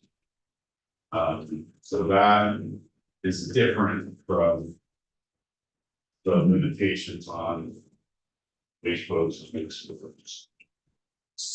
So, just to speak broadly about this, one possibility is that we take out the home lake rule. just generally, but keep the registration so that we have a sense of how many wake boats there are and get a sense of where their home lakes are. And that might be useful information for some future iteration. And particularly, I mean, I'll just say, I'm very interested in the draft rule continuing to move forward. So I want to ensure that whatever we are doing, that that is sufficiently addressed so that it can move forward. Take on, wait, the home, wait, you. Sure, so the requirements. So on page 4, in order to operate a wake boat, so line 7. Person who owns or controls it annually or biannually by a home lake or wake boat. And you could still keep that as part of the registration, the DMV's registration. Because later on, you require the registration form to identify whether or not it's a wake boat. And as I showed you the registration form, they already designated if you're a houseboat or motorboat, etc. Additional category. Right, in the additional category, and then they could report to A&R annually how many wake boats there are. Because apparently nobody really knows. But that doesn't answer the question of when a wake boat is operating, whether or not they would have to provide proof of registration that they are on their home lake. So that's a different question. Which is baked into the home lake Right. rule. Right. So one possibility is that we could take that out. The home lake. Right, Yes. yes, but by having registration, we sort of set ourselves up for some future iteration of a home lake rule. So that would still identify on the registration their Right. whole way. Right. Yeah. Anything beyond. I am okay with that if you all are okay with that. Well, That's right, you're just jumping in, I know, we're talking about trying. Okay, if you guys are okay. What we, just to catch you up, we talked about like the very simple change that was already made to this draft 9.1. What fishing tournaments. And so we're talking about how do we address the secretary's concerns, so such that the draft rule that's in process now would move forward. Okay. And we talked about there's some simple changes that can be made for the wake boats versus wake sports. And you feel comfortable, like you could make those edits. Yeah. Yeah, and then, so I think the most difficult part is how do we address the home lake rule? And I just want to confirm with the secretary since she's here, if we were to keep provided that DMV is okay with the registration. If we were to remove the home lake rule part of it, that would be helpful for you. It would address my concern. I do think it would be important to hear from DMV. I did touch base briefly with Commissioner Collier yesterday, just to flag for him that I was coming in. And he had indicated that there is some cost associated with whatever, making that sort of change in their forms, but that's as much as I know. Okay, that's helpful. Okay. If I realize this is a sacrifice on our part to not go with the home lake rule at this point, but I think that it's. Bring the wake boat before. Yeah. Why don't we leave it in? And after we get the decontamination apparatus. Figure it out, the registration. And you can move it. Not sure how that. I think that would still lead to the agency delaying their rulemaking. And so that's part of the question. Do you want to say you're gonna go ahead with what you want, because you're the supreme policymaker? And they're gonna have to conform to you because statute controls over rule? Or do you want to revise this so it's consistent with the department's rule? So they continue to do their rulemaking? That's really the major kind of crux of the question. So, and I'm saying. Let's eliminate the home rule requirements, keep the registration and. And keep going and let the draft rule continue to move forward.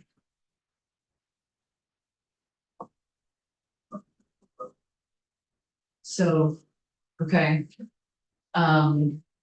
Sure, yeah. Are you concerned with the draft rule, or are you concerned with the not doing the, Continue you don't until we want? get it straightened out. The issue is we don't have decontamination for radios. They're on the waves, we have them. Yeah. But would we still be doing, I think it would ultimately not require decontamination between places as a part of what the home life rule would do. But it's not that they could so as I understand it from the secretary's perspective, we don't have a lot of decontamination facilities now, there's not an approval process. I mean, this is a question that I have for you is like, could we start down the path of setting up an approval process for decontamination stations? You know, would that be a useful thing? So we know this is what they are and they're approved. I mean, that's sort of a separate question. They already have it in the draft. Fine. See, they got the definition, they have. What it requires to have a decontamination. Which, well, and so if that's in the draft, then it seems like that ought to move. Draft rule. Yeah. Is that? For the record, Julie Moore, A&R Secretary, we have criteria in the draft rule about what adequate decontamination is. We don't necessarily have resources to create decontamination stations. There are a small number largely that have been purchased by the Lake Champlain Basin Program and are distributed at different fishing access areas around the state. But it is not a robust network, and it really is based on the resources that have been made available to us through the Basin Program. and are those are full decon stations, or are they? Some of them are, not, I don't believe all of them meet the We've gone into the water temperature requirement. It exceeded my knowledge. Thanks. So that's why I'm saying, keep the home lake rule for now. Till we come up with a decontamination situation, how we do Seems like. So the home lake rule would require the decontamination, which they're, Well, Same process. their rule. Well, let's talk about what's in your statute and then compare it to what's in their rule. So right now, on the page 4, prior to entering Vermont, other than the Lake Coast home, and prior to re-entering the home lake after the use, the person who owns or controls it needs to be decontaminated. Mhm. And an AR approved decontamination service provider. What the agency DEC is proposing is before entering the water body, the wake boat was last launched at a different water body than the previous 14 days. The wake boat interior components, including engine, valves, pumps, bilge areas, and water containment shall be drained and flushed using low pressure hot water, 120 degrees Fahrenheit. 3 to 5 minutes of exterior components must be adequately rinsed. High pressure hot water at 140 degrees Fahrenheit to remove particulates. So if you take away home lake, you kind of have to address what decontamination you want for a vessel entering. And this basically does that. Mhm. The question is, 14 days, any entrance. Mhm. Et cetera. Yeah, so like that might be sufficient. Yeah, or 30 is necessary. Yeah, but. It's what it is. Yeah. Right. Senator Beck, how are you feeling? So. Or. You can send it to the out. Section 2 of the bill. Or section. I think what we're talking about is actually striking section. Well, largely striking Most, section. yeah. And then replacing it with. In order to operate, in order to engage in wake sports on a lake. The lake has to be approved under for wake sport use under the use of authorized the use of public waters. As they are currently. Correct. And then prior to entering a water.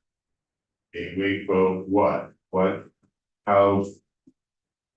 How many days before entering another water? Must they decontaminate, and what does decontaminate mean? If you go with what the department is proposing, you probably don't need the definition of decontamination service provider. The question is, do you want them to be approved? Well, are you suggesting that we duplicate what is in the rule in statute? Yeah, well, I'm proposing that you make a policy choice. And that your policy choice will control. Because the authority that the department is exercising is delegated authority from you. So if you want something different, that's your prerogative. It's also about whether or not you want to respond to the secretary's concerns about going forward with the department, going forward with the. It seems to me that, well, I'm open to other thoughts here, but it seems to me that, if the rulemaking can move forward, that I prefer that to happen rather than try to duplicate that with statute, because I think even if we duplicate with statute, the rulemaking would stop. And I realize that statute is more, it's more controlling. I guess as long as it goes into effect in time. One question I have is, do you have a sense of when if the rulemaking continues, when do you think it would be done by? Our goal has been to get, to be in Elkhart by the end of April. Yeah.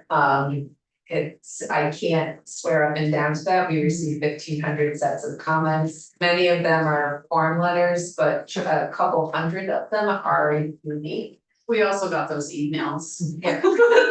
And so we like started the collating and organizing them process, and then have to prepare a responsiveness summary that has to go through legal review. So there's a couple of steps, but sort of our intention throughout has been to be an Elkhart. Okay, Senator Harding?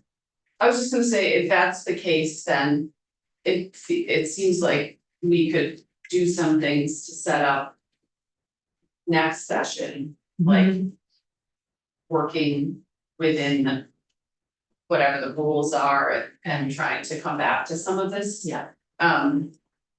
So making it kind of setting the stage for it. I don't know. Senator Myers? And it's gotten. Conflicting advice from people involved in this one. People I really put a lot into this. Yeah. But I think we need to move for it. As much as I. Got a lot of thoughts about this story, but the reality is.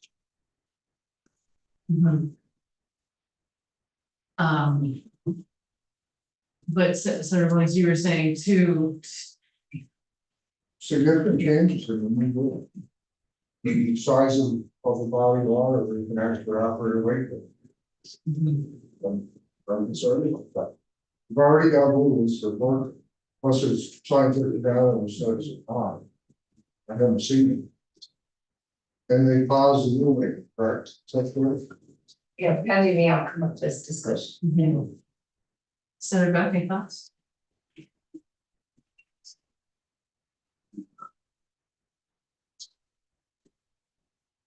But I agree with Senator Wood, I mean. We're talking about changes to rules that were just done. So. Well, so they're in Yeah. process, Right. and so do we want to interrupt Yeah. that process?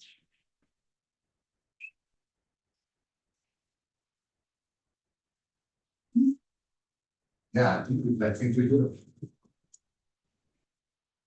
You'd rather pause the Yeah. rules? Okay, well, let's. Noted. Let's keep talking through the secretary's concerns, and. I'm still thinking that we, are gonna try to address them. So let's keep going. Okay. Well. That leads to decontamination and whether or not you want to keep that agency as approving decontamination service providers. And whether or not a vessel owner would need to show decontamination in order to be lawfully operating on the water. That's kind of the next step in that question. You take away home lake, Mhm. but do you still want a decontamination requirement before entering? And what would that be? And then if there's a decontamination requirement, do you need to show proof of decontamination to lawfully operate your vessel? And as I understand it, there are some requirements in the draft rule about decontamination. But that's that 14-day language that I Yeah. just read. Yep. So if we took it, well, there's also this provision in here about, A&R setting up a process to certify decontamination stations. Just want to hear from the secretary. Do you have any further thoughts about, are you open to setting up a decontamination certification process?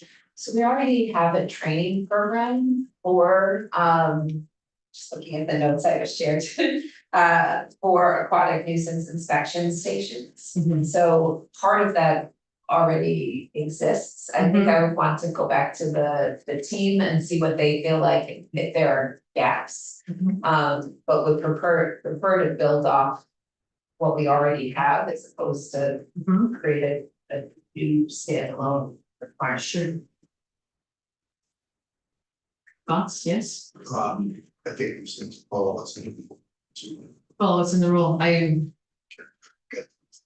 agree.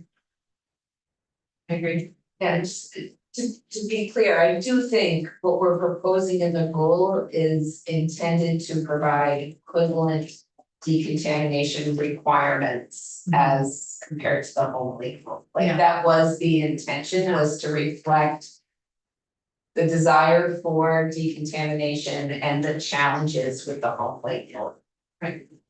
Thank you. Yes. Well, we have no ability to decontaminate unless you're on Lakeshore Point. There's the decontamination station up there, but doesn't do anything to the boats that are on the home lake. You know, who's gonna be responsible for decontamination? Something to add. No, I don't want to interrupt you, but No, I do have a question for you, as I'm trying to figure out, is there like something that could meet the goals you have? thank So what I think I'm hearing from you is your like big priority is that boats that go on a lake that's not their, what's currently considered their home lake, get decontaminated. That's correct, right? And that's your priority And that could too, be okay? that could be day one. Yeah, so it's not so much that you don't want the rules to go forward, you just wanna make sure that there's Well, there's some rules decontamination. there. Okay, Yeah. okay, and remember, the rules process goes through a legislative committee, so there's still change, possibility to change those. But, is it possible if we try to put something in the bill that starts to lead to creating more decontamination stations. And that we task A&R with starting to design a program for doing that. I know that gives you more work, Secretary Moore, but like if we could start going down that path, even if it's not like, not gonna be this summer, I think we all know that, but. So decontamination is part of the training that we currently provide. Right, but I think that Senator Williams' concern is like the actual physical places to do it, the infrastructure, and we had talked about in the committee a lot about. Current boat dealers could potentially create a decon station. So that if they're not on Lake Champlain, they're down in Bomoseen or Dunmore, they can get decontaminated somewhere closer to that lake. Sure, I think that's just a minor question. Of course, But as I think opposed to anything we might necessarily do in the off season without. We have the training materials and the information we're providing to the extent there is a decontamination station at an existing boat launch. We work with the greeters at that Right. boat launch to make sure they know how to operate the equipment. right. So beyond that, Well, I think maybe guidelines or something, I'm trying here. For private providers, a private boat dealer who might wanna install one of these, because if they're between two lakes where wake boats go. That might actually be a money thing for them, they could actually, after they install the stuff, they might actually get money. And I'm also hearing from you this concern about location. Yeah. And so wondering about if there would be an opportunity to look at where in the state would be opportune locations, like what Yeah. regions ought to have one, and not to say that like, and we're gonna, fund one to be in that region, but like, where should they be to be most effective? Yeah. So I think what I'm saying is there are at least certain conditions that are met. Before we change the rules. Because right now, they're okay on their home lake, we can either, even if we said. No more wake boats. But we can't because now we've changed it to wake sports. So there's gotta be decontamination. Somebody's gotta be responsible. And if A&R is gonna be it, then they should have the funding to provide that site. Because we have the conditions, we have the laws. So, Yes. Let's talk about it if we want, but it's not our problem. That's like, It is our problem. I don't think it is. I think it's the people who want Lakewood problem. And the dealer's problem. Just as you get on. Yeah, it's like, and if you can't move because they're not decon, I don't care. It's fine with me. then leave it on the whole site. But be that as it may, still go back to. Choice we have right now is. Says the company be in place for the summer. Or the possibility of the school forward making another one. And I think we need the certainty of what the rules are to get us to this. Do as much as we can, Yeah. but Senator Beck, I'm curious for your thoughts on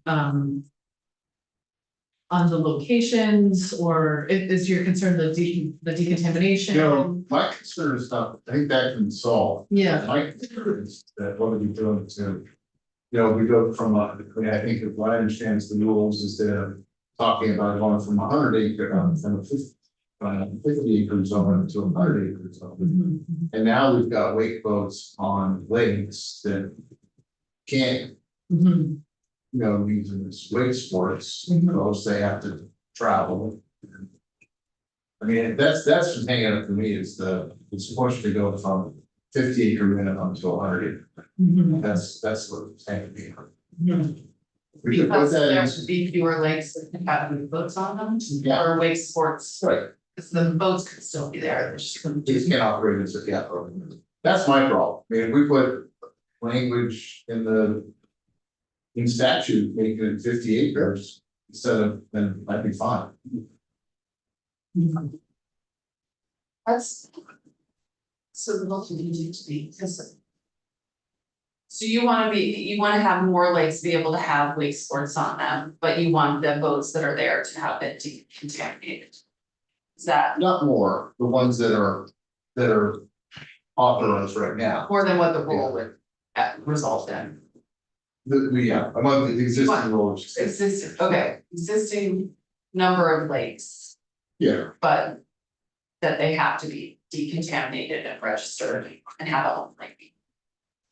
yeah, Okay.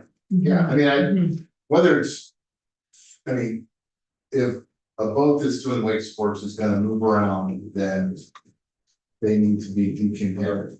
I don't have any problem with that, it's the cutting off these people, like, we know, or the person who like Iroquois, for example. You know, he's done it, they bought them. Mhm. Well, like, Yes. well. Sure, just not in Wake Sports, no, right. Okay, wanna keep going, Okay. let's keep, So the next. You kind of did home lake and decontamination standards, and the secretary's list of issues, and you kind of did lake eligibility in the authorization framework, because that's wake sports versus wake boat, but it also raises Senator Beck's concern if you go from a wake sport zone has to be a minimum of 50 acres to a minimum of 100 acres. If you are going to disqualify certain lakes for use of wake sports, but that's what you just discussed. The next was this enforcement jurisdiction and penalty structure. I really tried hard to understand what this was about, and I don't understand it. Because it says the existing enforcement framework under 10 VSA 1424, 1454H, and 3317B.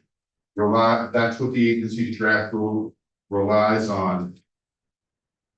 The language in the bill is the exact same language as 4454H. And it does create a dual enforcement system allowing for enforcement under DNV authority or under A&R authority, but that's what is already in statute for 1454H. And then it says that there's some sort of disconnect between the maximum penalty underneath the rules would be 300 and the maximum underneath this would be 1,000. They are at the exact same penalty limits. It's a range from 300 to 1,000. Both of them have the exact same penalty limits. There is no specific $300 cap in statute or what I could find in the rule. What I think is being referenced is the Judicial Bureau waiver penalty. Because when you go to the Judicial Bureau, there's a panel of 3 judges that sets what your waiver penalty is. And I think what they're saying is that the waiver penalty is $300. Well, this still needs to go to the Judicial Bureau to set that waiver penalty, but you are adding it in the same Judicial Bureau authority that you have for 1454H. So I don't understand what this concern is. I will have to get attorney's help. I can't. yes, so Judge Stoney did come in to speak to this, and so this was based on his recommendation. Right, and it basically is the language that Zone A recommended. Yeah. But it relies on the Judicial Bureau operating as the Judicial Bureau does. It's now listed Judicial Bureau offense. The 3-judge panel has to figure out the waiver penalty, sets that penalty.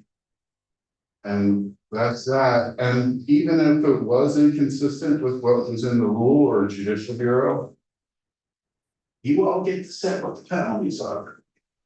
So it would control.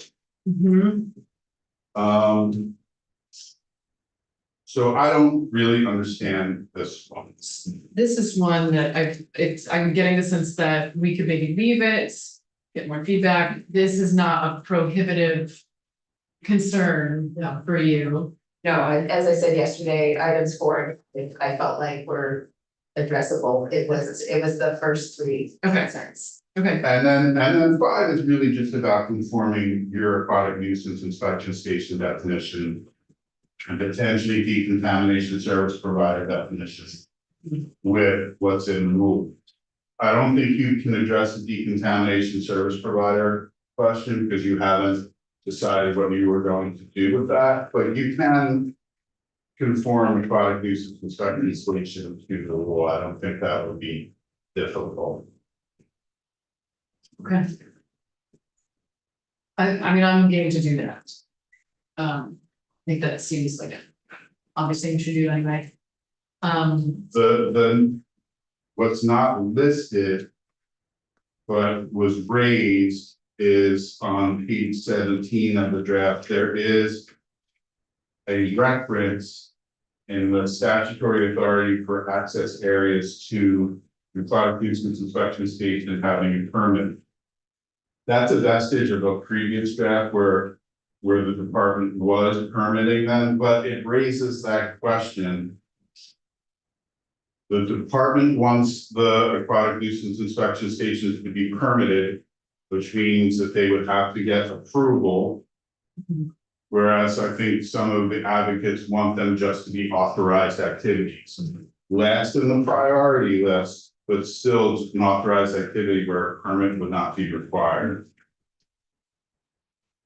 That's a policy decision. I can get rid of permit on page 17, line 20. Or you could go back to the department permitting the aquatic nuisance inspection stations at access areas. I think that's really the question. And I apologize for the confusion of not taking that reference to a permit out on page 17. Yes, go ahead. We feel strongly that permitting is necessary in order to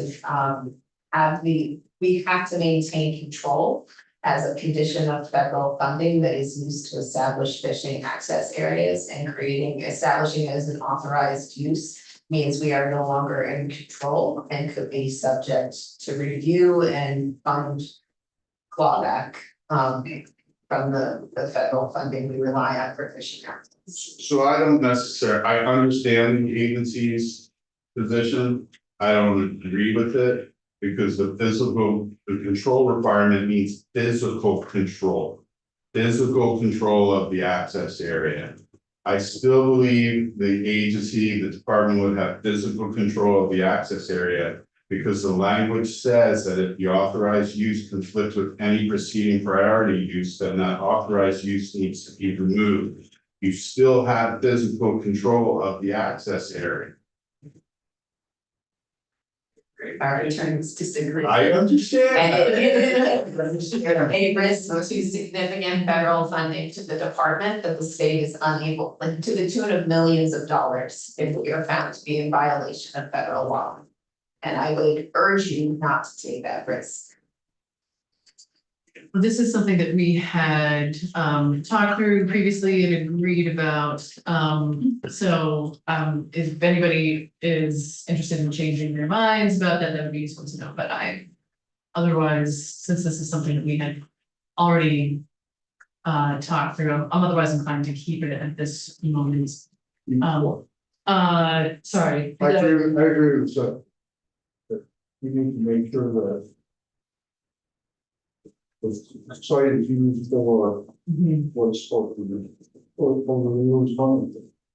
Well, on pages 20 and 21, when we're looking, if you look at the middle of page 20, starting 4.0, the authorized activities, you remember our conversation about the order of the activities, and we were really careful to make sure that the priority fishing and hunting access were in relevant boats were first, and then we put this down in 4.5. So what you either leave it as it is, and it's an authorized use, but it's the last in the priority list, the general priority list.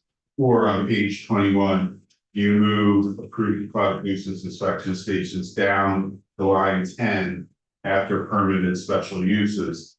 And then there's no just general authorization for the aquatic nuisance inspection station to use an access area.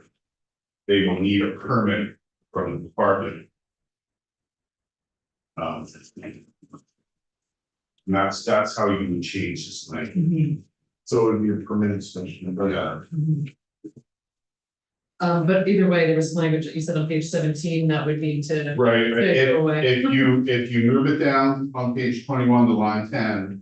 The permanent special uses, you can keep the language on page 17. Oh, okay. But if you don't, and you leave it the way that it's drafted now, I need to take the reference to the permanent out. Okay. Okay. Yes. You're gonna say something? I just need your action. Yep. My sense is to go with our previously discussed decision to keep it in the list, remove it from the permitted section, but if, I mean, it would be good to know where people are at. I know where you are at, Senator Myers. I trust the council. Yep. Okay. I'd say line 10. Oh, move it to a permitted use. Yeah. Yeah. I'm just concerned, this bill, we had all of us agreeing on everything, and now we're like off the track, and I don't want the bill to be a partisan bill. I wanted us all to agree on it, and it's just kind of making me a little sad and frustrated. Yes. I definitely trust our legislative council attorney, probably with my life, and so, you know, not that I don't trust the secretary's attorneys, but I mean, but I also, like, I was really happy that they were all agreeing, and now I'm sad, so I wanna try to find something, we can all be like, okay. You didn't participate, and that last thing, try to follow up, that's what I was talking. And so, Maybe what we can do, it's too bad, Well- it's very sad. so you have to be elsewhere, is that correct? Like right now, basically. Yeah, I thought I'm right. Okay. Because one possibility is that we just take a break and, see if we can, have some more conversations with the secretary. We didn't get to hear from Mr. Carpenter, and to see, check in with some advocates. But unfortunately, we're also running out of time. So, which I realize does not give you terribly clear direction. I guess the direction I would go for now is to make the changes necessary so that the rulemaking can go forward. Keep the draft, keep it in the list, for now. Happy to, we can hear some more about that potentially tomorrow, but we gotta make a decision by tomorrow. Right, and where are you on decontamination? What do you want to see? Decontamination? What I was hearing was that we're gonna rely on what's in the rule, Okay, and not try to, do something in addition in the bill, okay.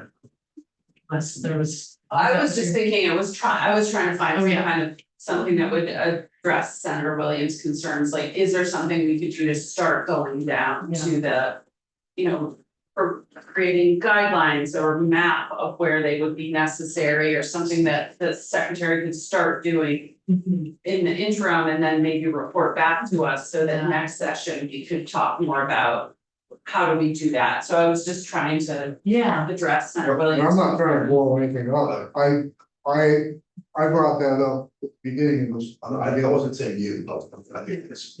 Yeah, so that's, I think if we could create something like that, Michael, I know that's not tons of direction, but to start moving down that path that wouldn't stop your rulemaking, would it? If you- No, I think.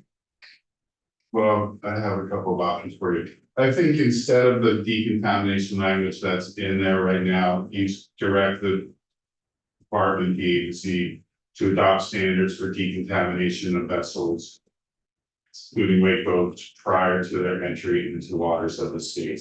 Mhm. And that would allow the rule to go forward. In addition, you have the agency update its training to ensure that product use inspection stations or others who are conducting decontamination meet the standards for decontamination established by the secretary by the board. And then you have them report back on a process where they will train people to do decontamination. In all areas of the state. I think that is almost there. I think one of the things that I'm hearing from Senator Williams is that it's the infrastructure. So of these entities, so it's more than just training. It's So like- identify sites with necessary or adequate infrastructure to do decontamination according to the standards. Yeah, and it might be also, I'm sorry, Senator. Yes, go ahead. So, no, you can't, some of these access sites, you can't decontaminate. Well, it won't be at access sites, right? Yeah. Well, it's the infrastructure. Right, Yeah, so I think maybe also some nod to working with private vendors or entities that might be hostile sites. Public for Yeah, because it could be, like I said before, a boat dealer. We have one with the Bombazine Marina, where there is, Right. yeah, so you have a model for it already, yeah. It requires resources. I get it, I'm just trying to. Well, and but maybe, you know, we can add an appropriations section. Mr. Carpenter, did you wanna add something? Yeah, sorry, Jared Carpenter, Lake Champlain Committee. A suggestion might be if folks look at page 4. Lines 14 through 17 and then onward, you have even the language that starts with prior to entering. And then the person who owns or controls the weight boat shall decontaminate the weight boat, period. And then you strike the remainder of C. So all this language about or proof of decontamination. And you add the sentence that says the Commissioner of Environmental Conservation shall develop guidance regarding requirements for operation of decontamination services and proof of decontamination. Sorry, he's back. I don't know if you followed all of I that. think that sort of solves what folks have, rather than putting it in statute, Yeah, it asks the Commissioner to go back and create guidance on how decontamination is going to work, including potentially locations.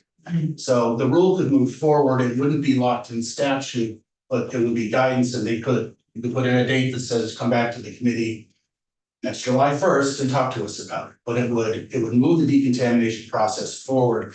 But take out that entire section of C that deals with proof of decontamination and who can ask and who can't ask and things of that nature. That's maybe one of my ideas. it possibly could also be solved by just providing reference to 10 VSA 1461, which is the aquatic nuisance inspection station You know, section of statute. We already do a lot of these things that are being described here, and would at least encourage you to look at that section of statute and see if it meets your interests. okay, you have one other issue that's on page 27. It's the secretary's concern. Objection to the language that says the commissioner shall require the applicant for a tournament to reimburse the municipality the cost the municipality incurs to insurance and water sources not contaminated. I think there was an overread of that language. I think your intent was that the applicant is going to be responsible for municipal costs of monitoring the tournament to ensure that conditions of use of the water are satisfied. And not for no contamination of. So you don't think it's brings liability? I think the way that the agency was reading would, I think it's an elder read, but I understand the position creates liability. I think if you change it to say the applicant shall be responsible for municipal costs, monitoring. It's not that the commissioner is requiring the applicant to do it and that the commissioner is supposed to determine what is going to be the contamination of the water. I think it narrows that. That sounds like a fine change to me, so, I want to see the words, but yes, I think it gets at the concern. great. Just wanna put a pin in that I'm feeling unsettled about this, the list versus permit issue. I'd like to have a couple more conversations about that. I mean, I'm not hard over, It's your Yeah, preference, but yeah, yeah. whatever, okay, it's fine, just. okay.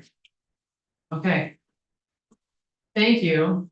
To be continued. Yeah. So we'll see if you draft tomorrow. Yes. Okay. I don't know if I'll. So you drafts. All right, I need to take like a 5-minute break. Do what I can.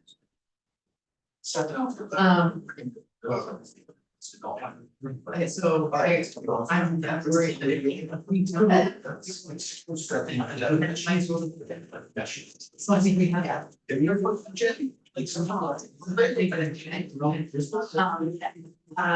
Maybe Senator Back. Right, so, that's not. So, I'm reading. I'm just say this out loud. I mean, I'm worried that if you're ultimately like big concerns about that it might get vetoed. Might jeopardize this.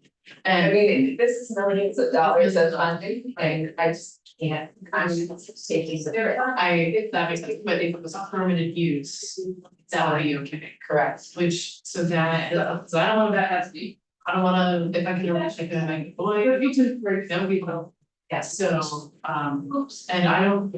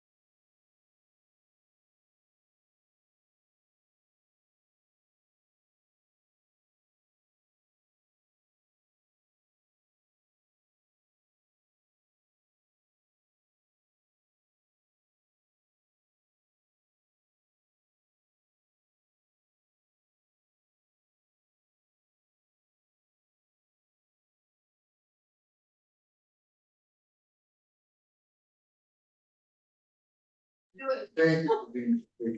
No, it's okay. We're just trying to work it out. Okay. Okay, so we are switching gears yet again. To talk about, back to SB 25. And we're gonna start, with Mr. Perrin, we've been meaning to hear from for some time, so, unless you would like to. I didn't know if you had me or Nate first. I think we could go either way. Do you care? It doesn't matter to me. I'm good. Fine, either way. Okay, Perfect.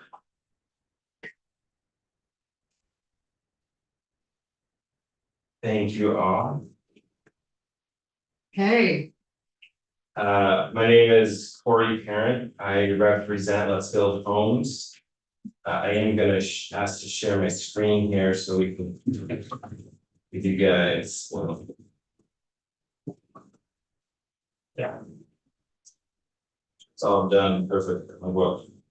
The top of it. So this is a long slideshow. I'm not gonna give you all the slides. I'm gonna give you the first 4, but there's more reading if you're interested in the topic. We're just coming to speak. Generally, we're supportive of everything that you're doing in the bill. Our interest is really in section 11 on the study in the Teals language. Again, Moreau came to earlier this session. He apologies could be here, but he's at a housing forum in Brattleboro today. Really to look at how we can limit appeals in tier 1 areas with discretionary review and so we'll provide some language on how we think a study could go to get, instead of being broad and look at all appeals, but how do we avoid appeals in the first place in certain areas? And we think, with the excitement around 802 homes and other things, this would be a good movement to get us to the point where we can come in next year and implement something. Our worry is that if we don't do a study, that we go out as stakeholders and do something and come back with it next year, that then the legislature turns around and says, well, you've done a study, but we want to do a study of it, like, can we speed that up a year with the sense of urgency we have? So generally, we're looking for a comprehensive solution to address permanent appeals in areas targeted in housing growth. There's been multiple approaches talked about, 802 homes, and then new state mandates potentially. We look at it as a root zones. I'll move quickly past that. We see that there's a growing public interest in 802 homes. There's been a number of news articles on it. There's actually also new legislation at the federal level that is really looking at how to reduce. They want more, they call it Road to Homes Act, is nearing passage. But they're looking at how to do federal zoning reform that is looking at reducing appeals or getting faster. They're looking at either buy right or limiting discretionary review. And there's actually proposals out there that are starting to catch a little bit of steam that would allow municipalities who adopt this pull down X number of dollars per unit built once they do that. And we could kind of put ourselves at the forefront of that if that were to pass at the federal level. who's the vote? The federal government. That was your question? And Vermonters Want Action, we actually just commissioned a poll, which a lot of these slides that I'm not gonna go over with you show our poll results and what Vermonters want in housing, but for your own review. So ultimately what we're asking for to be included in 322 is instead of a appeals reform, generally focus on a report specifically on the opportunity for reducing the negative impacts of discretionary review in tier 1 areas. We see that as charging the Department of Housing and Community Development, understanding LURB didn't want the study, and we saw the discussion here about legislative study with completing a report by January 15, 2027 that identifies options for expanding and then the implementation of 802 homes program. Evaluates whether the state should create a Vermont model code to assist municipalities seeking to replace discretionary review with clear and objective standards. Assess the potential value of the federal right to build zone legislation and steps the state can take to maximize that value. And then consider what financial incentives and funding assistance the state can offer municipalities seeking to limit discretionary review. And then recommend legislative action if any is needed at that point. And then include us in that study committee. We weren't included in the original one, Let's Build Homes. And all this is with a target of doing some kind of implementation in 2027. Obviously, we know we got to build a lot of homes to meet need, and it's a top priority for Vermonters. So, we're here to kind of push that sense of urgency. Have to answer any questions or thoughts on it. And just quickly, just if you guys don't look at this, we go into more in depth about what the right to build zone concept is, and then we, like I said, we get to our housing and the number of examples around the state where we've seen discretionary review limit either stop projects or limit the number of units built in a project. You know, if we only have 1.5, 2 acres in the downtown, we limit the number of units there when they're permitted for more, that negatively impacts other parts of our state too, because now we have to build them somewhere else. We already did the by right provision. What? We did the by right provision a few years ago. The 4 unit by right water and sewer? It's adjustment. Yeah, and those are still getting appealed. Because there's municipalities are still, we know of a couple developers. Where those are getting appealed, now they may be looking at parking or other, they're finding other ways to appeal those projects. But they are appealing. I thought that was the point of quote unquote by right, which is not the right term, correct? So what you guys did in Act 181 in the center is correct, is permitted by right 4 units or less. But a municipality maybe didn't like that, still send you to the DRB review hearing. And you know, it's a permitted use because you're changing a use, you're doing that, they're making you go to the DRB. Once you're at the DRB.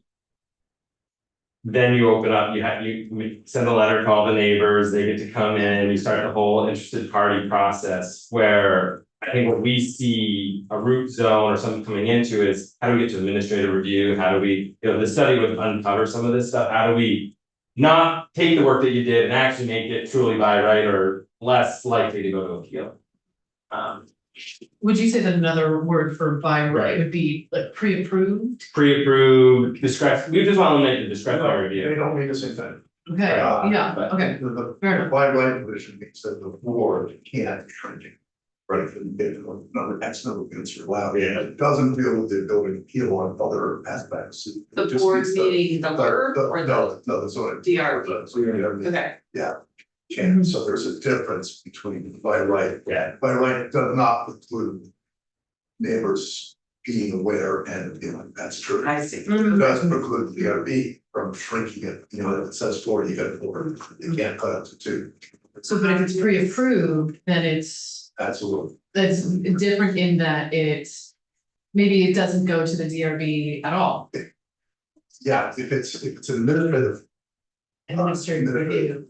Yeah. That's different. Yeah, and we think we can get to administrative review with the concept, whatever it may look like, and why we're asking for a study committee, to get something that all the stakeholders agree to. That we can limit some of these frivolous appeals on small, especially small projects, like the ones that, you know, probably are dead once they get appealed because the person was gonna do it.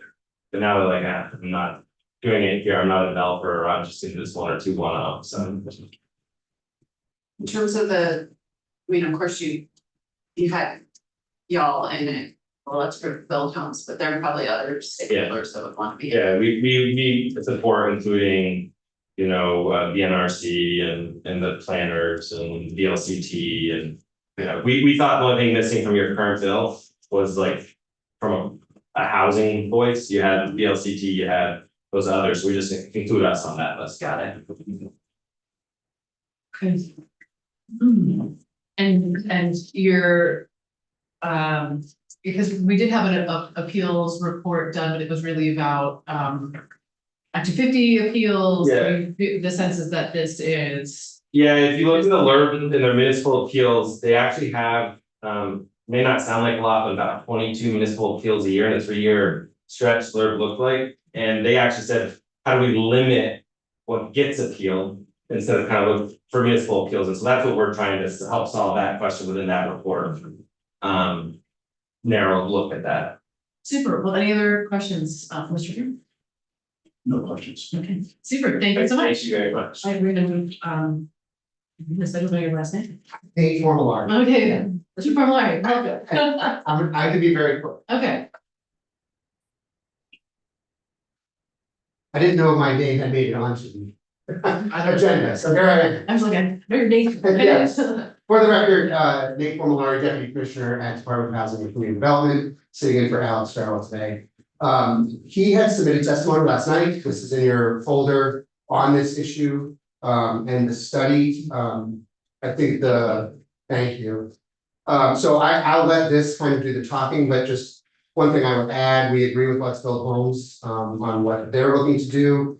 But we feel that in S 267, It has some by right language in there, utilizing the 802 home designs, which will be completed towards the end of this year. The thing to note in that language is, it's not effective until July 1st, 2027.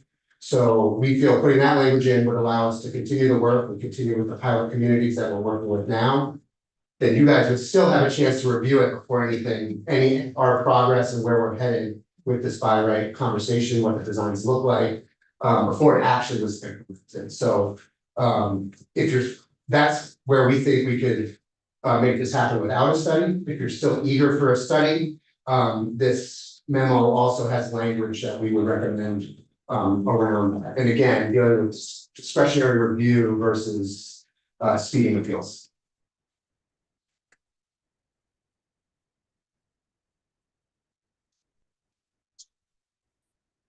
And that's the So, sample language. I mean, do you have a sense of like, could we do both? Like how to make appeals? Yes, Yeah, yeah, with the by right language as well. I think that would set up a good timeline, and it would allow action and study to happen. well, I guess I mean like looking at both discretionary review and appeals efficiency. Oh, I'm sorry. I think maybe to echo a little bit of Let's Build Home, we feel like that the appeal studies have happened. Mhm. We have suggested language and Even for municipalities. Not specific to that, but I think the issue's been looked at in many different ways, so we're more motivated to look at how to reduce the number of appeals versus how they're dealt with. I think the impact would be great. Well, and there's one other thing that I wanted to be sure to ask you about, which is, I mean, I'm loving the 802 homes Yeah. pilots. I think that's Yeah. fantastic. So two questions really. One is, I realize that this. Well, I guess my question is, it's a little bit adjacent to the report that you're suggesting here. But I think could be baked into this, because my understanding is that there's otherwise not a, because it's your own initiative, which is great. Yeah. But there's otherwise not a report back that's planned to the legislature about this is how it's going. And I will just say that that is my hesitation to just plow forward with, making 802 homes, those pre-approved designs statewide. So I want to know, like, how did those pilot projects go? Like, what were the lessons learned?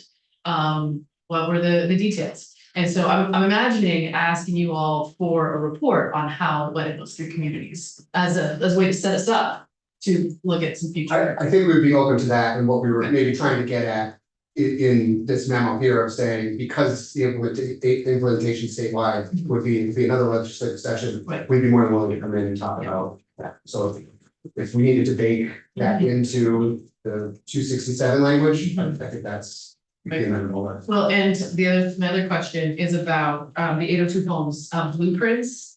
We have 10 of these now, and it's what I felt like I heard from questions that we asked from previous testimony was that there could be an opportunity for more kinds of designs. There's a need for more for different kinds of houses. Yes. And so it'd be great if we could get more designs. This is separate from the study, but I'm wondering about an appropriation section to this bill to ask for more designs. I don't know that I can agree to that. Oh, I understand. Outside of the governor's budget and all that. Understood. But I understand what you're saying in that I think there will be instances where different types of designs are needed in different variety of types of housing. I know you've mentioned multiple times in this committee, so we would be opening to maybe if it's into the next session, figuring out how we can get more done. But I can't speak to the budget item. Understood. Any other questions or comments about this? Okay, thank you so much. Thank you. Thank you. Okay, all right, Ms. Sullivan, welcome. Thank you. Megan Sullivan, Vice President of Government Affairs for the Vermont Chamber of Commerce. Thank you for having me back again today. I think you all have done some really excellent work here, and I really appreciate how much you have dug into this. I think it's important to Vermonters, as I said at the very start of the session when you put this up, we supported the passage of 181 and really view this as just important technical corrections that we should all expect after such a large bill passed 2 years ago to ensure that things are staying on track and Vermonters feel like they have opportunity in this process. So I'm not going to talk about all of the things that I think are great in this, but there's a lot in there if you have questions about it. But just wanted to flag a few things that we wanted to weigh in on. Page 2. I'm gonna say line 6, but it's really about the report that is being asked to be brought back on limiting criteria for the road rule. Wait, sorry, are you on draft 3.1? I think so. I was on page 2, that's not a report. Oh, sorry, wait, my cursor was down on page 8 when I said page 2. Let me go back to page 2. So related to the report though, Okay. so that the date being 2027. And I think it was mentioned that the report will come back December 2026, so that gives you a year. Yeah. But realistically, the report is coming to you in January. You are then going to be acting on that report between January and worst case scenario, June. That really leaves 6 months, not a year. Oh, so are you suggesting that this, So that it wouldn't, so if we're, the road rule tier 3 were to be implemented at the end of 27. Mhm. With the understanding that that would give you a year, once the clerk has sent in their report on reducing criteria. Right, so they sent in the report reducing criteria at the end of 26.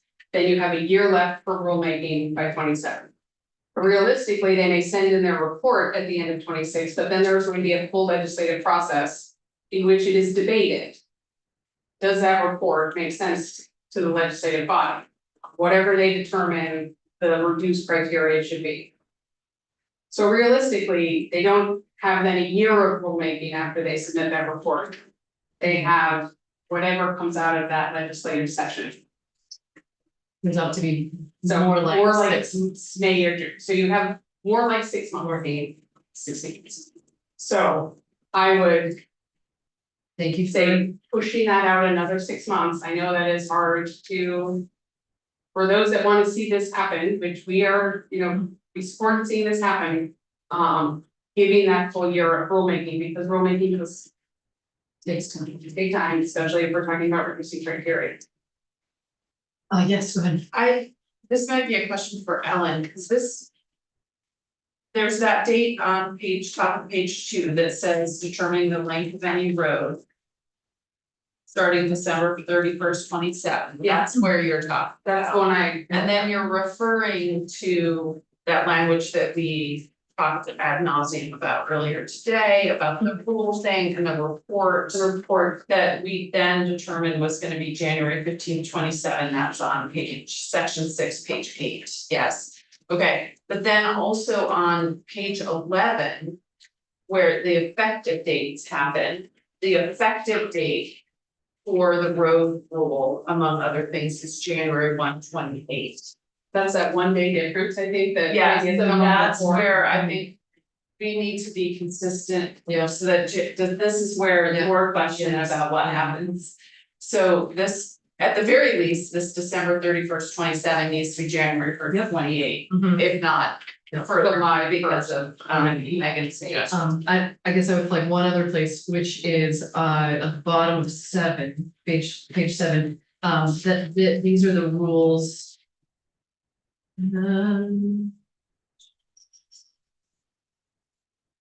So this is, I guess, about the final proposed rule for tier 3. Right. I'm wondering if that December 27. There needs. You plan to leave it and change it next year if we decide that's what it's said.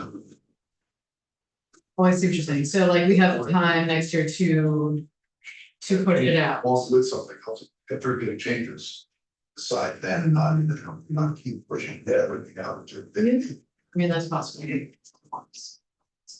I think that at the very least, we need to change as couple page 10, the patch of top of page 2 to January 1st, 28. Yep. If not enough further. Another, yeah. Okay. Well, I made my case You made it. before, No, well, I- they should have more time. Yeah, I think That it's a is good really, point. if it's a year that. Yep. So that year is more, or at least at the end of next legislative. And so either we do it now, or next year when we're taking things up, realistically, they're gonna need 12 months to go through rules. So, I mean, I do hate to set us into a pattern of like, and we're gonna delay it again, and then we're gonna delay it again. So in a way, I'd rather do it at one time, but I also hear your point. So I do think that happy comes up, to- like, well, you just delayed it last year, and now you're gonna delay it again this year, is this ever gonna happen? Rather than Right. Saying, okay, And then people. we thought about it, this is what makes sense. Yeah. Mm-hmm. But that's not, it's above my. Then they want to get it too. Okay, I know we're limited, so moving it. Page 5, I sort of picked line 14. This is about whether or not if the community chooses not to opt in to 1B, should the road rule apply in that mapped area? Mm-hmm. And maybe a compromise being that if you choose to say, put the same 2030 date as the interim exemptions. I think, So for those communities that were saying they might need until 2030 to actually get it together to be able to apply for 1B, that they are not penalized with having the road rule apply in their village center, their growth area while they're getting it together. So if that can't be an indefinite, that the road rule doesn't apply in mapped growth areas, that for those 1B eligible areas, that they have an interim exemption from the road rule until 2030, the same as the interim exemptions for it's interesting. where is. I'm having, I was, where, do you know where? Do you It's see not the in file? there, I'm And just sort of, I was trying to find the right place that it could be in there, so I found the spot where the January 2030 date I see. for tier 1A. Yeah, yeah. That's sort of where I thought maybe that could fit. It's an interesting thought. I'm willing to talk about it. I kind of like it, because I mean, I think you and I had this conversation, I can't remember who I've talked to about this, that's so many people. But about the tier 1B mapped areas that aren't actually tier 1B yet, because they haven't done the things. Mhm. And whether the road rule applies, and whoever was, I think might have been Catherine, it was like, well. Getting exempt from the road rule is supposed to be one of the carrots for doing 1B, if we take away that carrot, maybe we might have fewer towns opting in because the carrot would be gone. But I think there are some towns that are still trying to get their act together to see if they wanna do 1B, so maybe that. The 20s is a compromise, so then you get the carrot. After that, with the recognize, yeah, you have your ducks in a row and you get the carrots, yeah, it's a lot, okay, that's just. How do you feel about that? Okay, all right, okay.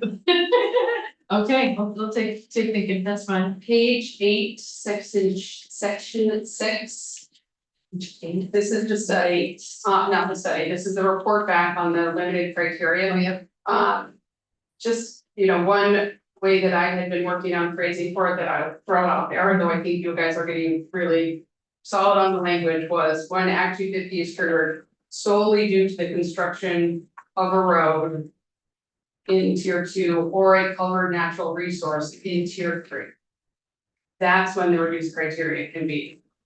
That's when they should be thinking about the reduced criteria. So it's not for the strip mall, it's not for the large development, it is when it is triggered solely because of that construction of a road. So it's 3 houses at the top of the road, or it is, right, where nothing else would trigger besides the length of the road.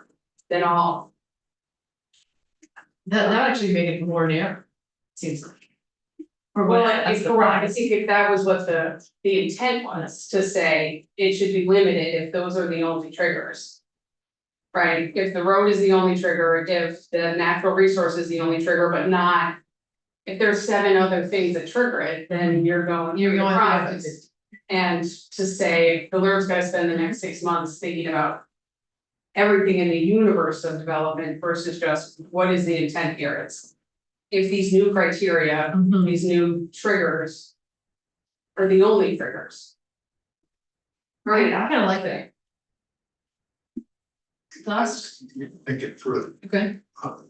Because it would be 9 houses would trigger. In the rule, the trigger, you get 9 houses at the end of the intervenous action, but potential problem.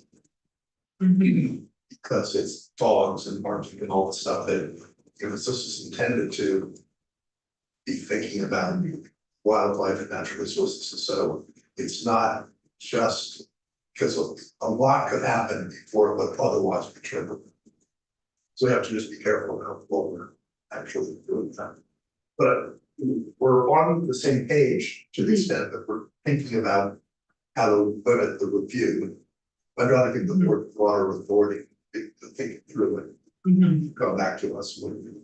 I think I agree with Senator Baumgart's on, I hear what you're trying to go for, but I think that the board has a better scope of Mhm. view than. Wants to be. Yeah, that we're not thinking of, and that they would, I think they will include what you're talking about, Okay, or they should, Yeah. and, Well, but also maybe these other times, that's. yeah, I was gonna say, like, let's make a note. Okay, yeah, Yeah. and if we don't, then we, when they come back with their report, we can ask, I don't know. The appeal report, I feel like. Let's go losing the agency of talk about why we think that's necessary, I'm not sure, I need to add anything, but we would agree. With that this is about how to. Limit the appeals, which I also think will make appeals move faster if there's people are. Can we not call it that?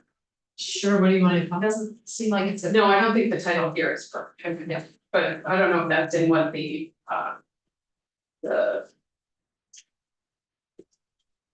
Department of Defense. Yeah, in the suggested language. Yeah, there are suggestions on recommendations for how to reduce the negative impacts of discretionary review for residential development. And considering a bunch of options, model code. Incentives, planning assistance. To seek limited discretionary review. I mean, I think I would wanna maybe build that out a little bit, but that's sort of where we're starting. I do think there is a need for that specific look at things that's very different than what has already happened. So take that. Okay, 16. Page 16. Line 11, traditional and historic. Versus or historic. So I think the and is problematic, and I have 2 scenarios that is problematic.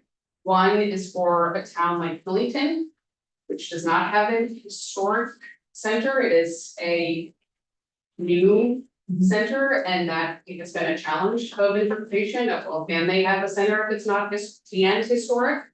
And another example is a town like Brookfield that is trying to move their center out of the historic flooded area. And I think are running into really big challenges being told, it says and historic, not or historic, so you're out of.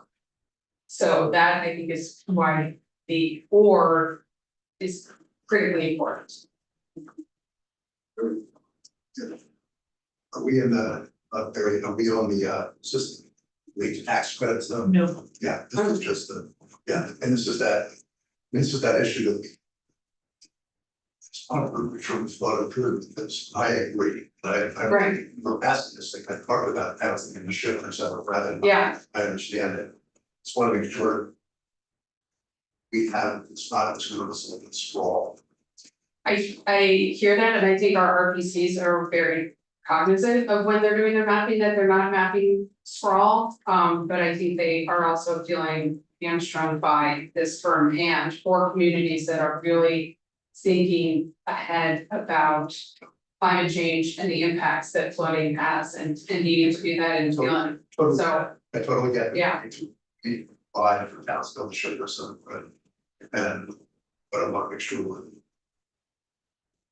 Be very Yes, careful about how. I hear that. I just think it has to be solved Yeah. this year. And thinking about how we separate that out potentially from the tax credit issues. That they can be, we can have some different language or to separate those things. One more, Yes, walking distance, Walking. age 18. sorry, before you go on to that. Yeah, sorry. I think there, you were talking about page 16, line 11.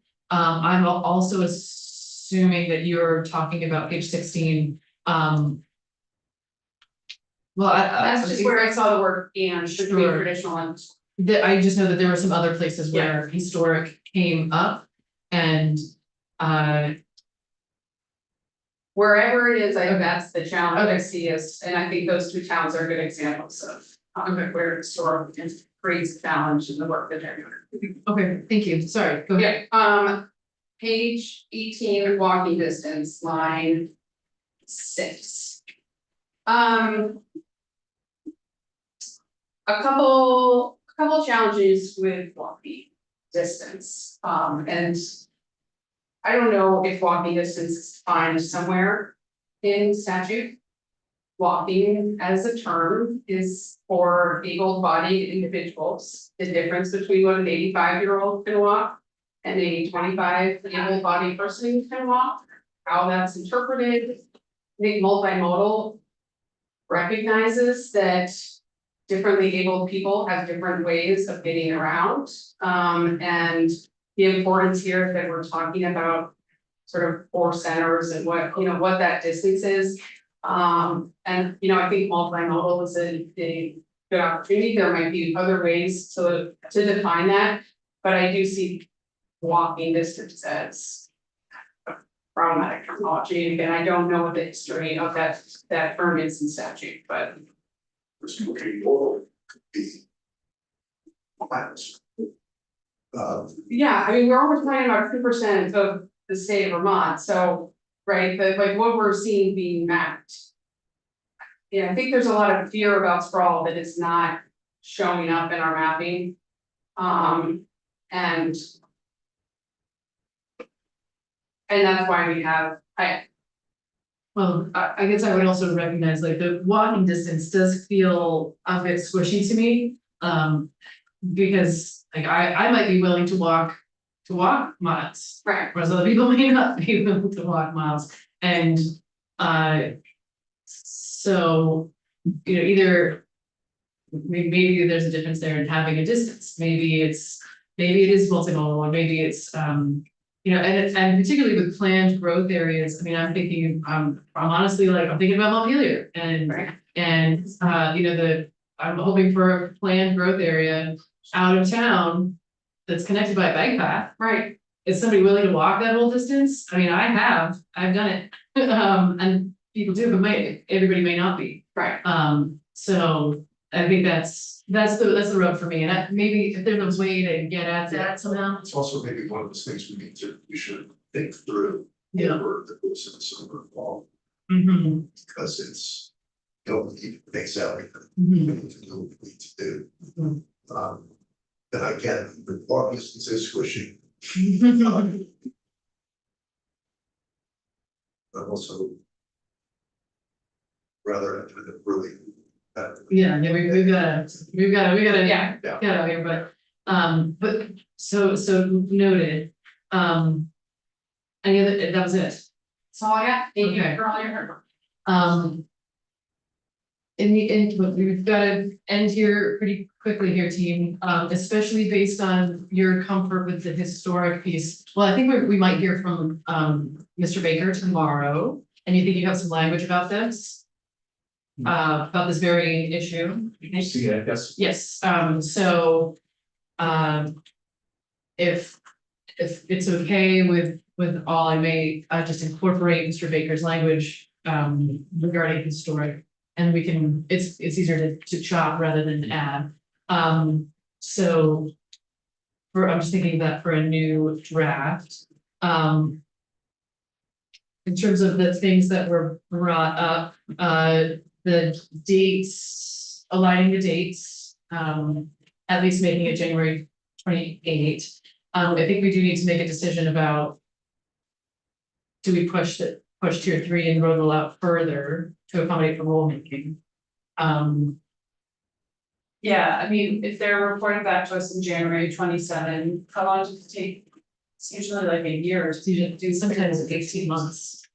Yeah, I mean, I do think that's a very relevant concern, and I'd rather not continue to push things out every session. Yes. People need certainty. Yeah.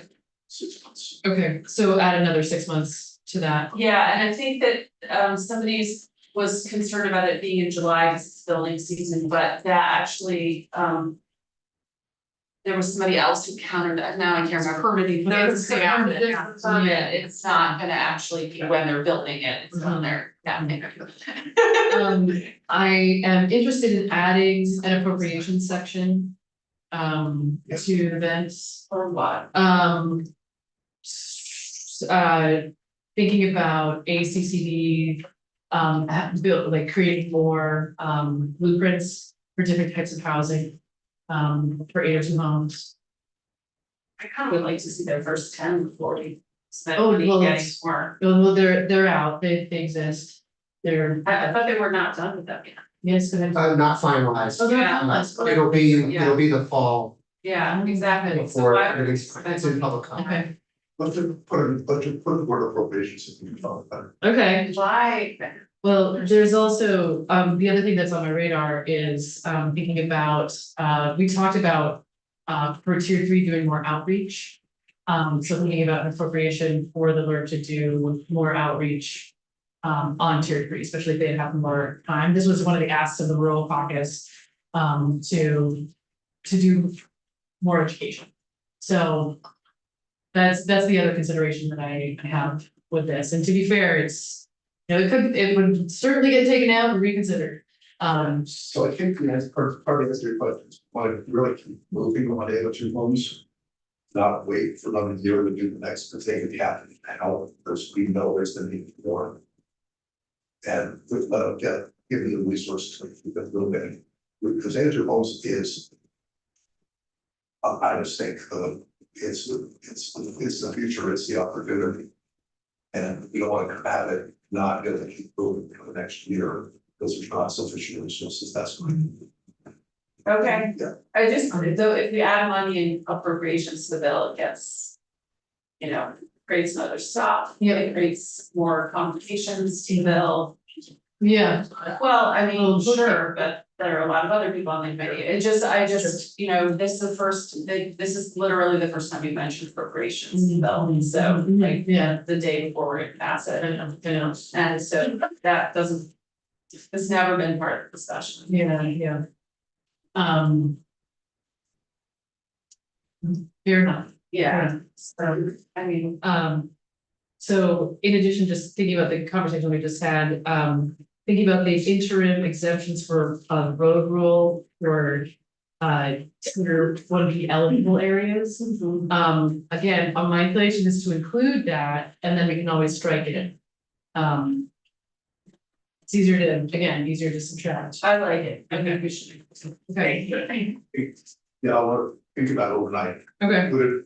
Yep. Yeah. Okay, I think that was, I'm just thinking about like what direction am I giving to Ellen?